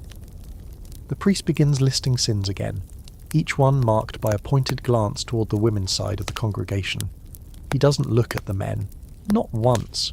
You wonder if he's ever worried about the cut of his robes, the shine of his boots, the faint rose water he uses to mask the mildew on his breath. Of course not. His body isn't temptation. Only yours is. You remember when you were younger, and a friar caught you retying your veil in the reflection of a basin. "The devil watches through mirrors," he said. "Best not give him an invitation." You blushed, not out of guilt but rage. But you learned. You stopped adjusting yourself in public. You learned to do everything in secret, behind closed doors, before dawn. Not to avoid vanity, but to avoid scrutiny. Now for your fringe fact. In some monastic orders, women were required to confess beauty-related sins during weekly examinations. These included excessive grooming, delight in one's reflection, and conversations about physical appearance. A nun in 14th century France was famously punished for confessing that she had prayed to remain youthful in her sleep. Her punishment: 7 days of silence and 3 nights of sleeping on the floor. And yet, despite all this, the Church didn't stop beauty culture. It shaped it. By defining the boundaries, by naming the sins, it made them real. Women didn't just paint their faces, they painted within lines drawn by the pulpit. If a priest said rouge was sinful, they switched to crushed strawberries. If face paint was forbidden, they lightened their skin with chalk and claimed it was medicinal. If mirrors were banned, they polished bowls or stared into water. The church didn't erase vanity, it ritualized it. There's a strange freedom in realizing this. You're not delusional, you're not damned. You're just playing the game, one sermon at a time, one powder, one prayer, one breath held during a scolding. You don't believe everything they say, but you understand why they say it. The sermon ends. You stand with the others, head bowed, veil adjusted just so. The priest's eyes scan the crowd, lingering a little too long on the girl beside you. Young, flushed, face still damp from tears, you want to take her hand to tell her she doesn't have to be so small, but you don't. You've learned better than that. Outside, the air is cool. You take a breath and feel the heaviness lift just a little. Your skin is still smooth beneath the veil. Your lips still tinted from this morning's balm. You walk forward, careful and silent, knowing that somewhere behind you, the pulpit is already preparing its next list of sins. The cart rolls through the village like a bell with no clapper. Silent, but every head turns. The smell comes first, sickly sweet and heavy, riding the wind like a warning.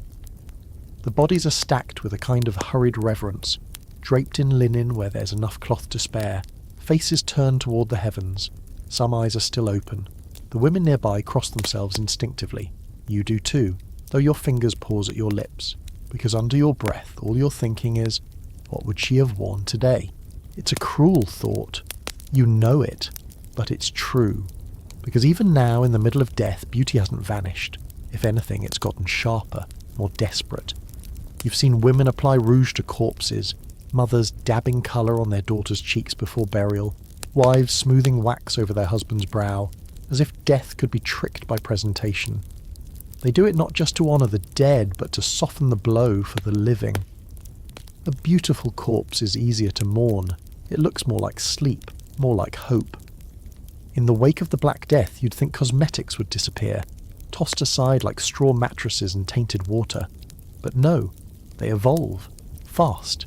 Death is everywhere, on doorsteps, in wells, in churchyards so full that the bones of last week's dead poke through the soil. And still, you watch women in mourning veils dabbing a bit of elderberry juice on their lips before stepping into the chapel. You hear of noblewomen hiring apothecaries to concoct new mixtures, ones that promise to preserve the bloom, even as the plague eats through the city walls. You do it too. This morning you applied powder beneath your veil before walking to the chapel. Not for vanity, not even for routine, but because you're terrified of looking sick. Pale is good, pale is holy, but too pale, that means you're next. So you add just a hint of warmth to your face, like a mask saying, I'm healthy, I'm untouched, I still belong here. Here's your historical fact. During the plague years of the 14th century, the sale of cosmetics and perfumed salves increased. Not decreased, increased. Apothecaries saw record demand for items like scented wax tablets, rosewater balms, white lead powder, and odour masks made of vinegar-soaked cloth. Some were believed to prevent infection, others were purely cosmetic. Either way, beauty didn't take a break, it doubled down. Because survival isn't just about health, it's about visibility. In plague times, being seen as weak or ill could mean exile, or worse. Servants abandoned households where the mistress looked too pale. Neighbours stopped sharing bread. Priests refused to visit, so women learned to fake vitality. A hint of rouge to fake a feverless glow, lip colour to mask cyanotic lips, eye powder to deflect from the dark rings of exhaustion. You wore your health like costume, like armour. And yes, some of it is vanity. Of course it is, because in times like these, beauty becomes rebellion. A bright cheek against a grey world, a smooth face in a land of decay. When everyone is dying, looking alive feels like defiance, like proof that you're still here. But there's also something tender in it, a kind of desperate love. You've seen women painting the faces of the dead with shaking hands, weeping softly as they trace colour into lips that no longer speak. They say it's to honour the body, to give the soul a better send-off.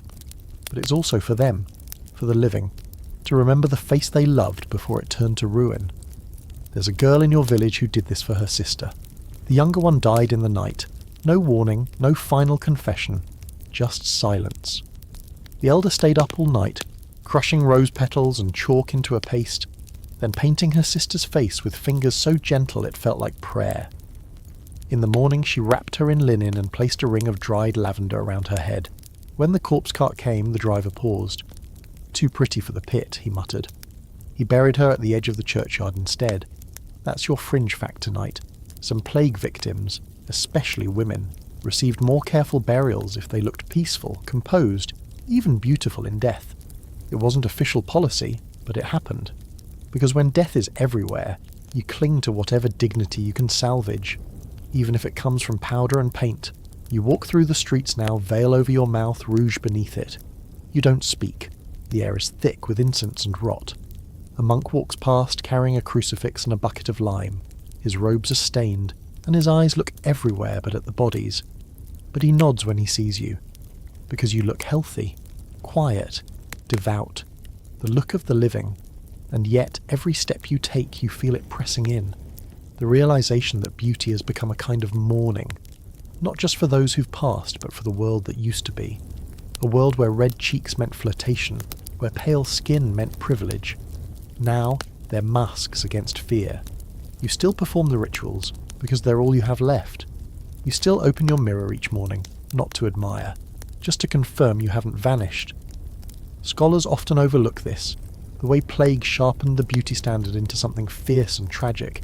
They talk about medicine and mortality and the economy, but not the women who lined the eyes of their dead sisters, or kissed the forehead of a powdered corpse before letting her go. They miss the soft defiance of a woman combing her hair while the world crumbles. You return home at dusk and remove your veil. The rouge has faded, but the illusion held long enough. You wash your face with lavender water, just a splash, and sit by the window, watching the last light fall across empty streets. Tomorrow you'll do it all again, not because it's safe, not because it's sane, but because in a world that's losing its face, you're still trying to keep yours. You've seen it before, but today it feels different, almost cruel. The fashion is changing again, and it's relentless. Sleeves stretched to the ground, trailing like ribbons behind you, impossibly wide at the cuffs. Skirts balloon out so far that walking through a narrow doorway becomes a careful dance, a negotiation of space and fabric. Shoes grow long and pointed, so sharp at the toe they could pierce a grape. You watch ladies at court, their bodies trapped in layers of heavy brocade and stiffened linen, each step a study in endurance. You slip into your gown and feel the weight settle like a cage. The fabric is stiff, embroidered with gold thread that catches the candlelight but doesn't comfort. Your arms are pinned by sleeves so wide they almost obscure your hands. You can't help but wonder how women manage to eat, to tend to children, to move at all in these ridiculous costumes. But manage they do, because fashion is power, and power isn't gentle. Corsetry hasn't arrived yet, but the effect is similar. Women are shaped by clothing, forced into the impossible ideal. A narrow waist, a broad chest, shoulders that seem to stretch wider than nature intended. It's not just for show, it's a statement. This is who I am. Wealthy, refined, worthy of attention, and don't you forget it. But all this grandeur comes with a price. Walking, sitting, even breathing can feel like a challenge.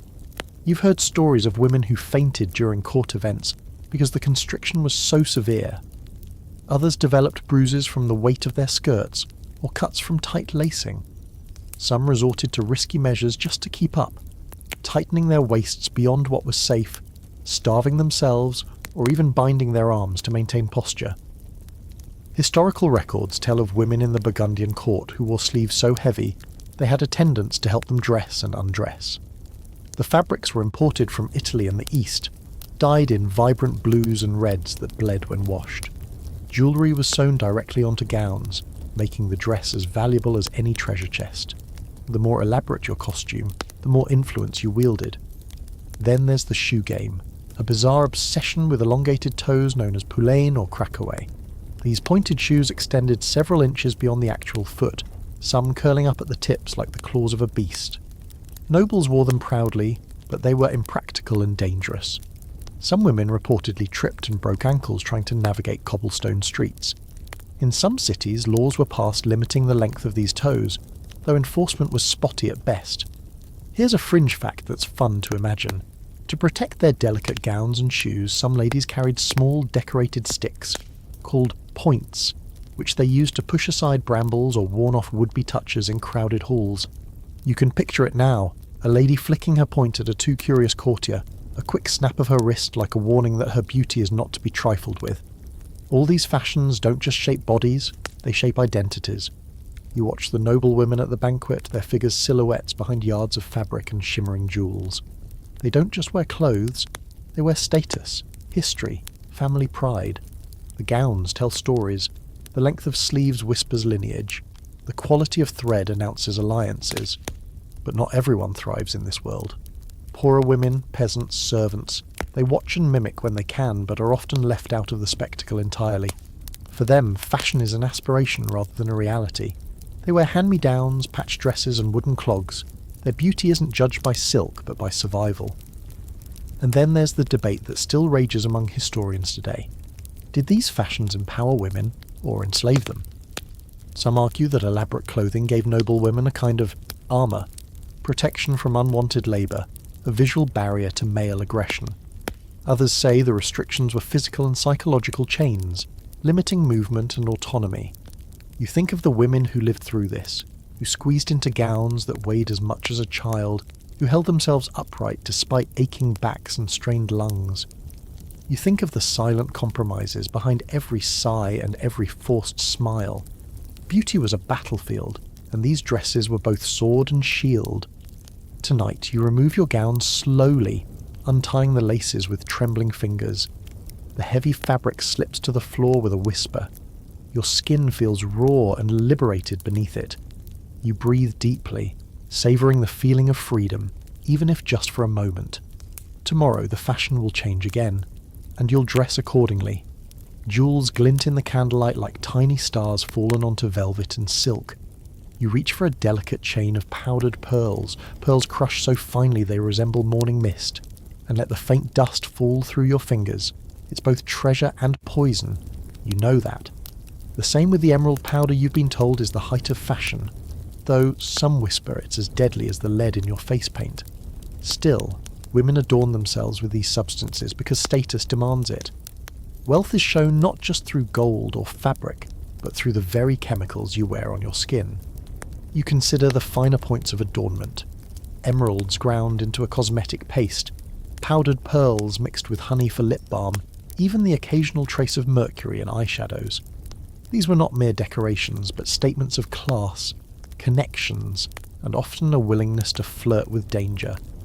The richer you are, the more exquisite and toxic your beauty regimen could be. Poison was a byproduct of luxury. In fact, the use of powdered gemstones in cosmetics is one of the quirks of medieval fashion that modern sensibilities find both fascinating and alarming.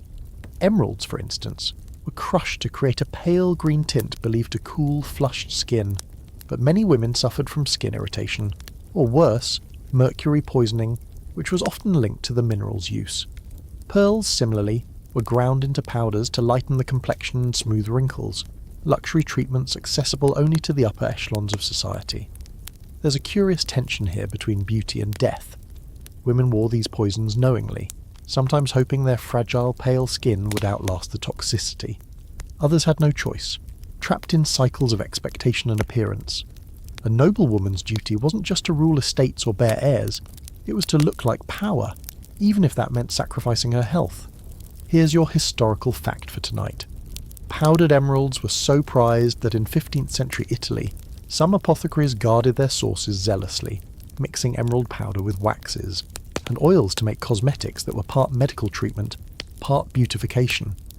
However, some medical texts also warned about the green sickness, or chlorosis, a term often used to describe the pale, sickly complexion of women exposed to heavy metals and mineral powders. The irony is sharp. What was applied to beautify might also cause illness. And here's the fringe fact. There are tales, likely exaggerated, of noble women who intentionally overdosed on these powders to keep their youthful looks, even as their bodies failed them.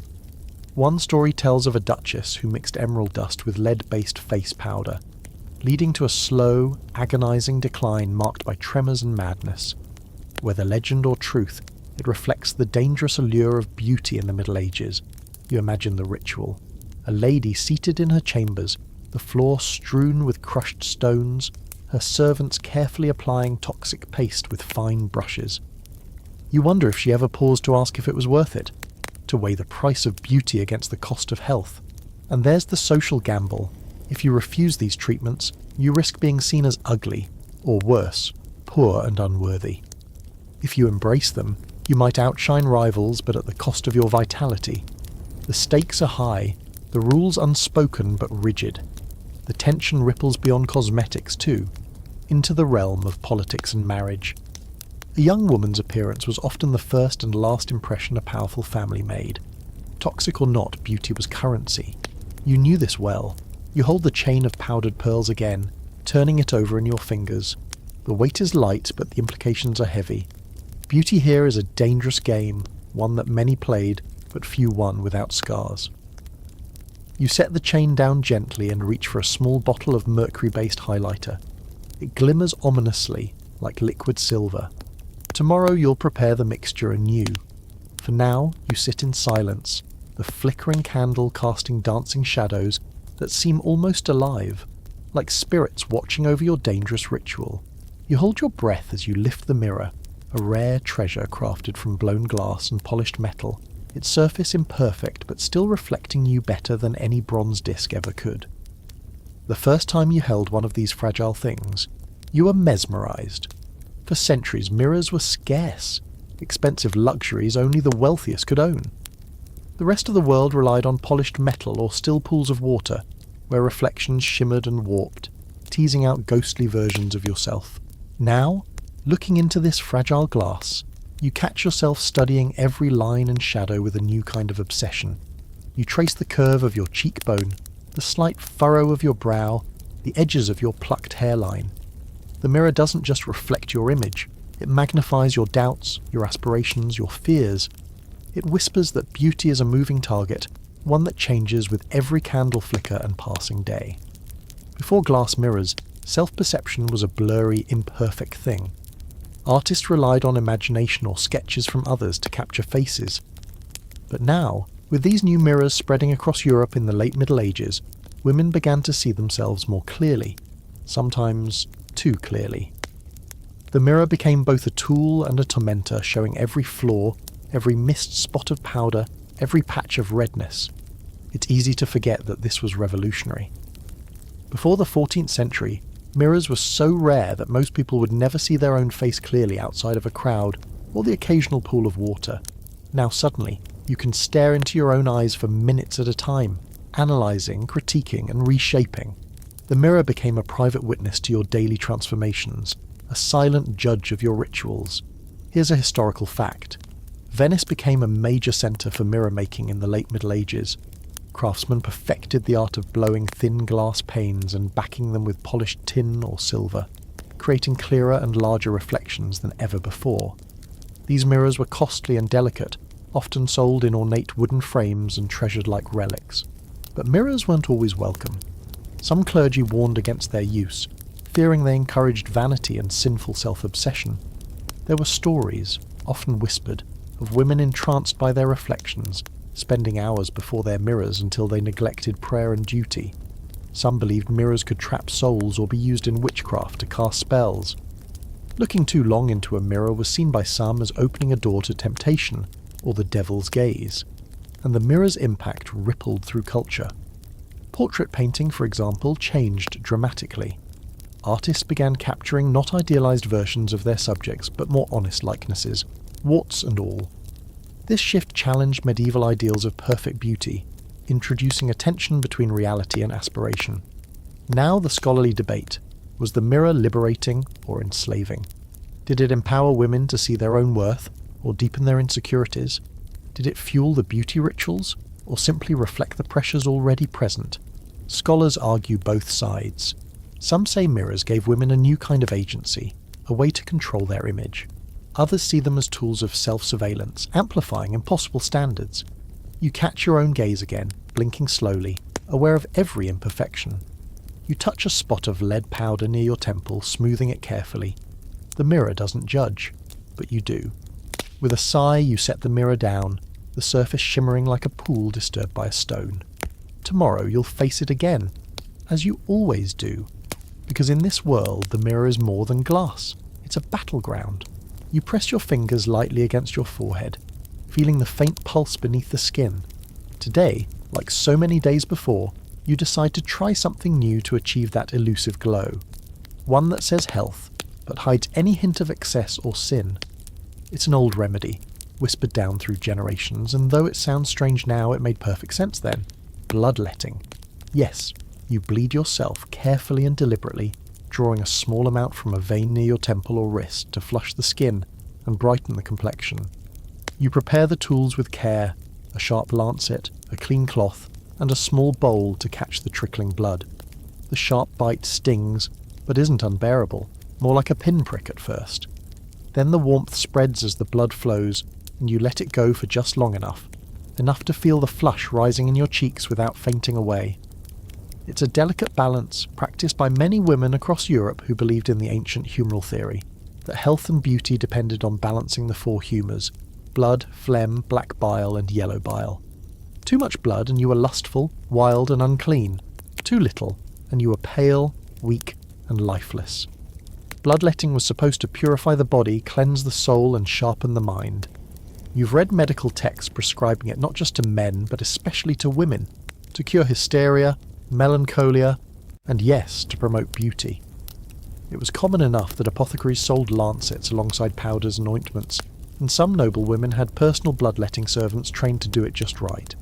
The sensation of blood on your skin is at once unsettling and oddly empowering. It's a sign that your body's alive, responsive, and obedient to your will. You imagine yourself like the delicate figures painted in illuminated manuscripts, their skin glowing not just from light, but from life, flowing just beneath the surface. But the practice wasn't without risks. Overdo it, and you'd faint, grow weak, or worse. Some women who took bloodletting too far ended up anemic or worse, falling into illnesses no amount of powder could mask. You've heard of a duchess who fainted during a court banquet because of excessive bleeding. Her fainting fit became the talk of the town for weeks. There's a curious fringe fact that adds a touch of dark humour. Some medieval women even tried bloodletting on themselves before a big event, hoping the flush it created would fool everyone into thinking they'd been dancing or riding in the sun. Because a red cheek was life, vitality, if only for a few hours. And here's a scholarly debate that still fascinates historians today. Was bloodletting a genuine health practice, or was it mostly about aesthetics? Some argue that women used it as a form of cosmetic treatment, a risky but effective way to achieve a healthy glow in an age without blush. Others suggest it was deeply rooted in the humoral theory, meaning beauty and morality were physically tied to one's internal balance. You finish the ritual by washing your hands and gently patting the blood away with a clean cloth. Your forehead tingles, your cheeks are flushed as you'd hoped. You take a deep breath and look in the mirror again. The glow is subtle, but real, a sign that the sacrifice was worth it. And as you prepare for the day, you realise that every part of your beauty routine is a small act of bravery. You wield powders, poisons, and your own blood not just to please others, but to claim a little control in a world that demands perfection without mercy. You don't expect to find your beauty routine anywhere near the animal kingdom, but here you are, dipping a stiff brush into a jar filled with something strange and utterly unexpected. Fur. Not just any fur, but dog fur, soft, tangled, and somehow oddly fragrant from being mixed with a concoction of oils and crushed herbs. Your maid insists it's the secret to smoothing rough skin, calming irritated cheeks, and giving your face a subtle glow. You roll your eyes at first, but after days of flaky, dry skin that no amount of cream seems to fix, you try it. It's awkward at first, brushing coarse fur over your face, especially when you remember where it comes from. But surprisingly, the strange mixture soothes your skin. It feels like a warm, gentle caress, and the scent, part earthy, part musky, lingers, making you feel oddly grounded. dog fur, pigeon droppings, and even goose grease all find their way into beauty recipes in your world, ingredients that sound more like apothecary experiments than cosmetics. The history of these odd ingredients is as fascinating as it is bizarre. For instance, pigeon droppings, yes, actual bird poop, were believed to have exfoliating properties, so women ground them into fine powders to smooth skin. Goose grease was used as a moisturiser and to add a faint shine to hair. The idea was to use everything nature offered, no matter how strange, to create that perfect appearance. In fact, there are records from medieval England describing women carrying little bags of animal parts and powders with them at all times. They'd mix these strange ingredients in small pots, carrying their beauty toolkit like a modern makeup bag. The more exotic the item, the better. If you could afford a mix with badger fat or burnt horn, you were considered especially sophisticated. You try to imagine the scene at a market. Vendors selling buckets of animal fats, dried herbs, and odd powders, shouting over one another to sell their wares. Women haggle for the best ingredients, swapping recipes and advice in whispers. Beauty was a business, yes, but also a community. Here's your historical fact.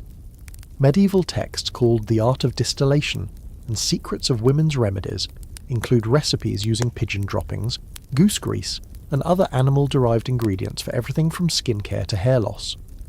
These recipes were passed down in manuscripts hidden in family scrolls or written in margins of religious texts blending faith and folklore. And here's the fringe fact that makes you cringe a little. Some beauty recipes involved bathing in or applying mixtures made with ingredients like crushed snail shells, powdered bones, or even menstrual blood, believed to have magical properties.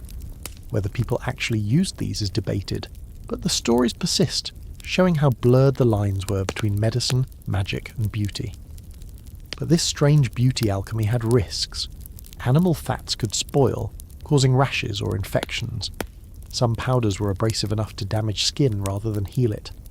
Yet, the allure of flawless skin and shining hair pushed many women to experiment, willing to endure discomfort or danger for the chance at radiance. You wipe the dog fur mixture from your face after a few minutes, your skin feeling softer, but your mind swirling with the strange blend of science, superstition and desperation behind these rituals. It's a reminder. Beauty isn't just skin deep. It's an ancient story written in the strange languages of nature and hope. You glance at the small pot and smile. Maybe it's gross, maybe it's weird, but it's yours, and in a world where so much is out of your control, that counts for something.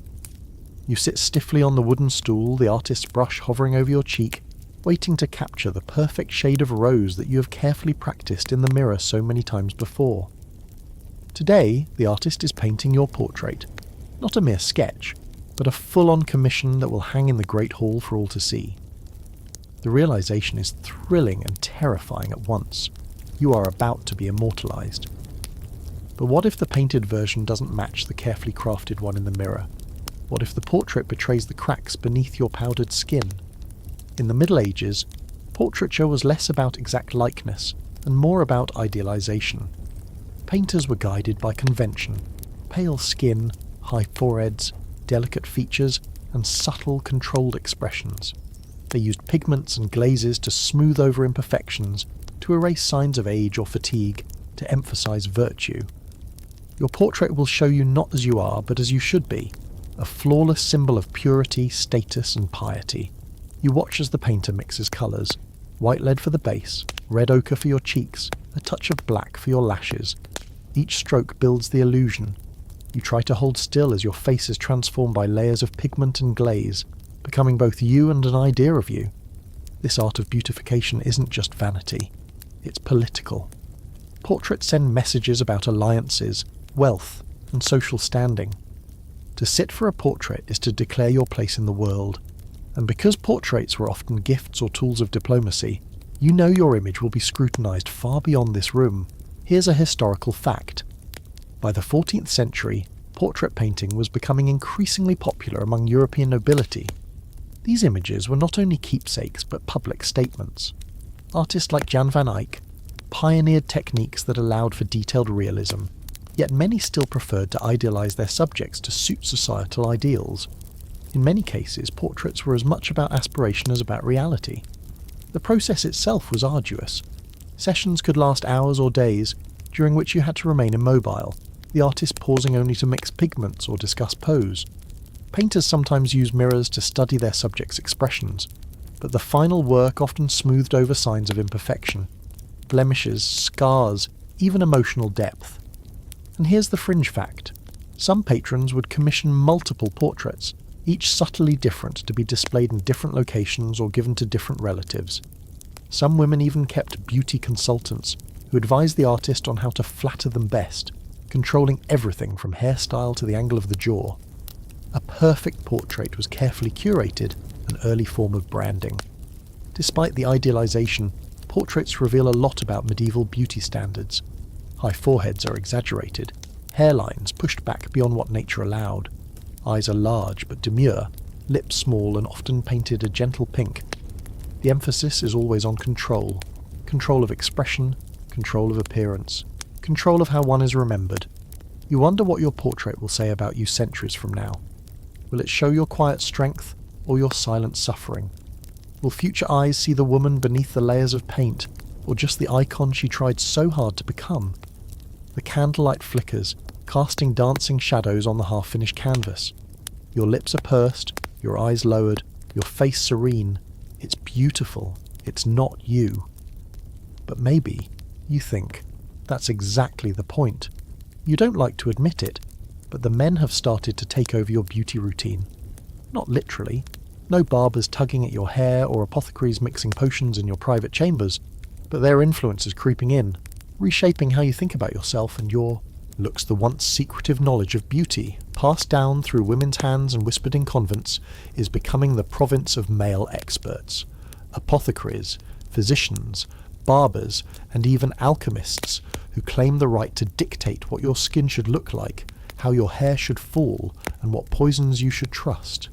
You hear the stories, how apothecaries craft elaborate powders with ingredients they barely understand but sell at exorbitant prices. How barbers double as cosmetic surgeons, wielding knives and razors with a strange authority over female faces. Men with learned books in Latin declare which plants soothe the skin, which tinctures remove blemishes, and which salves will make your cheeks flush without fever. You realise that these men have taken control of the very alchemy you once practiced in secret. This shift is subtle, but profound. Where once women shaped their own beauty rituals, now it's overseen by men who understand the body through the lens of medicine and science, or at least what passed for science at the time. Male physicians diagnosed female maladies and prescribed beauty treatments that were as much about controlling women's bodies as enhancing their looks. They claimed to heal hysteria, melancholy and infertility, often with potions that doubled as cosmetics. And of course, barbers played a crucial role. In addition to cutting hair, they performed bloodletting, tooth extraction and minor surgeries. Women sought their help for facial treatments, sometimes painful procedures to remove moles or reshape noses.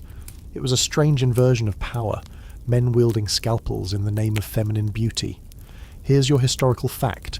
By the late Middle Ages, barbers and apothecaries formed guilds that regulated cosmetic practices. These guilds set standards for ingredients and procedures, controlling who could produce and sell beauty products. In cities like Paris and Florence, it became illegal for women to make and sell certain cosmetics without guild approval. This effectively handed control over beauty to men. The shift wasn't always welcomed. Some women resisted, holding on to traditional knowledge of herbs and rituals, passing them down quietly. But many were coerced or persuaded by the promise of safer treatments and the prestige that came with medically approved beauty. You've heard of women travelling miles to consult male apothecaries, even though the remedies sometimes included dangerous substances like mercury or arsenic. A fringe fact? Some male apothecaries also dabbled in the occult. They sold love potions and charm salves alongside face creams, blending superstition with commerce.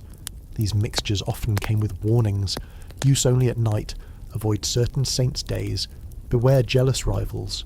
Beauty and magic were still intertwined, but the magic was now mediated by men in frock coats. The debate among scholars today centres on whether this male takeover was a loss or a gain for women. Did it professionalise beauty, making treatment safer and more effective, or did it rob women of agency, turning their bodies into sites of medical control and patriarchal oversight? The answer is complicated. It depends on class, location, and individual circumstance. For you, it means learning new rituals, adopting new potions, and sometimes feeling uneasy as a man diagnoses your skin or prescribes your rouge. But it also means access to innovations, a new shade of lip colour, a rarer ingredient, a treatment no one else in your village has tried. You're caught in a strange dance. Beauty, once a private act of self-care and defiance, has become a public performance mediated by men who wield power in ways you can only partly understand. You close your eyes and touch your face, feeling the weight of centuries of changing hands and hidden knowledge. Your reflection is no longer just yours. It belongs to an evolving world of experts, clients, and expectations. Tonight, as you prepare your lotions and powders, you wonder, who really controls beauty? The mirror shows a different woman now, one older, lines tracing softly along her temples, and eyes that have witnessed more than they let on. But age is not a concession here, it's a challenge. In a world obsessed with youth and purity, the older woman's beauty becomes a battleground. You know it well. The pressure to erase years, to mask wrinkles, to fake the softness of youth never truly fades. Instead, it sharpens, twisting into desperate rituals that promise to turn back time. You've heard of women who bathed in milk to soften skin, who rubbed rosewater and crushed pearls over their faces in hopes of fooling time itself. But more than that, you've seen widows in black, who still tint their lips with beetroot and paint their cheeks with subtle rouge, fighting invisibility with every stroke. Their beauty is a quiet rebellion, a way to say, I am still here, I am still desirable, I still matter. The widow's glow, they call it, not a term of kindness, but one that carries power. Because in the Middle Ages, an aging woman who refuses to fade is both admired and feared. She's a living contradiction, both the wisdom of years and the temptation of youth. She holds on to beauty not just for vanity, but as a shield against loneliness, irrelevance, even poverty. You know women who risked health and reputation to maintain their looks, applying mercury creams to smooth wrinkles, despite knowing the danger. Some mixed arsenic into their powders, desperate for that flawless pallor. Others wore heavy perfumes to mask the scent of aging bodies, refusing to be written off as past their prime. Here's a historical fact. In 16th century England, Queen Elizabeth I famously used white lead makeup mixed with vinegar and egg whites to create her iconic pale face, an act of vanity and power. But behind the throne, many older women, widows especially, adopted similar toxic cosmetics in secret, desperate to preserve their status and influence. A fringe fact. Some widows even carried small hidden containers of rouge and lip stains in their sleeves, reapplying in secret throughout the day to maintain their youthful illusion. It was considered scandalous, yet quietly accepted, because beauty was survival. Modern scholars debate the widow's glow with interest. Was it a form of empowerment, a refusal to disappear, or was it a trap, forcing women to cling to impossible standards to remain visible in a youth-obsessed culture? Maybe both. You see in yourself the echoes of that struggle, a fight not just for beauty but for dignity and voice. Tonight you sit by the fire mixing your potions and powders, aware of the years in your bones but refusing to let them define you. You don't seek to be a saint or a muse, you seek only to be seen, to be remembered, to glow just a little longer. You know the ideal is impossible, the unattainable standard hammered into your skin, your bones, your soul. It's a cruel myth, a story told in whispers and sermons and stained glass. The perfect woman is pale as the moon, slender as a reed, modest as a saint, but alluring enough to captivate kings. The paradox gnaws at you. You can never be too plain or too beautiful. Too much effort is pride, too little is sloth. You're caught in a no-win game, a trap set centuries ago, and it shapes every breath you take. This dangerous ideal has deeper roots than you realized. Some say it began as a way to control women, keep them small, compliant, and focused on appearance rather than power. Others argue it was born from religious fears, an attempt to purify the female body from its supposed inherent sinfulness. Either way, it's a poison disguised as beauty. The pursuit of it destroys bodies and spirits alike. You think about the countless women before you who starved, poisoned, and bound themselves to fit this mould. They plucked hairlines until their scalps bled, smeared lead paste until their faces cracked, fasted until their bones poked through skin. They wore veils to hide and to hint, layered garments that suffocated, and heavy perfumes that masked decay. All for what? A fleeting approval, a fragile safety. The misogyny wrapped around this ideal is thick. It tells you that your worth depends on your face, your form, your modesty. It erases your voice, your ambition, your intellect. It reduces you to appearance, to temptation, to sin. And when you fail, you are punished, not just socially, but sometimes physically and spiritually. Here's the historical fact. Medieval laws often regulated women's appearance. Sumptuary laws dictated who could wear what colours, fabrics, and even hairstyles. These rules were about more than fashion. They enforced class and gender hierarchies, ensuring women's bodies were policed and public morality maintained. In some cities, women caught wearing improper makeup or revealing dress-faced fines, public humiliation, or worse. Now for the fringe fact. There are accounts of women who deliberately disfigured themselves to avoid this impossible standard. Self-mutilation as resistance, scratching faces, plucking out eyelashes, even burning skin to escape the trap of beauty. These acts were dangerous and often led to accusations of madness or witchcraft, but they were cries of desperation, protest against a system that demanded destruction. Scholars debate whether medieval beauty ideals were imposed top-down by patriarchy or embraced by women as a form of agency. Some argue women weaponized beauty, using it to navigate a hostile world. Others see it as internalized oppression, a cycle of pain and control. You suspect it's both, complicated, contradictory, and deeply human. You stare into your mirror tonight, tired but determined. The face looking back is layered with centuries of expectation and rebellion. You trace the faint cracks in your lid powder, the high forehead you shaped with pain, the faint blush you forced onto your cheeks. It's not perfect, it's real, and maybe that's enough. You look at your reflection one last time before the night swallows the candle's glow. Every line, every flaw, every carefully painted stroke tells a story of survival, sacrifice, and the quiet wars waged behind silk veils and behind closed doors. You realise that the beauty rituals of the Middle Ages were more than just habits or customs. They were acts of resilience, expressions of identity in a world determined to define you by your appearance and nothing more. You were never just a woman trying to look beautiful. You were a complex being navigating impossible expectations with whatever tools you had. The layers of powder, the pinching of cheeks, the tugging of hairlines, they were your armour and your burden, your fight to be seen and respected, to claim some agency in a society that too often denied you both. Some women starved themselves to holiness, others poisoned their skin for purity, and many simply tried to survive another day with dignity intact.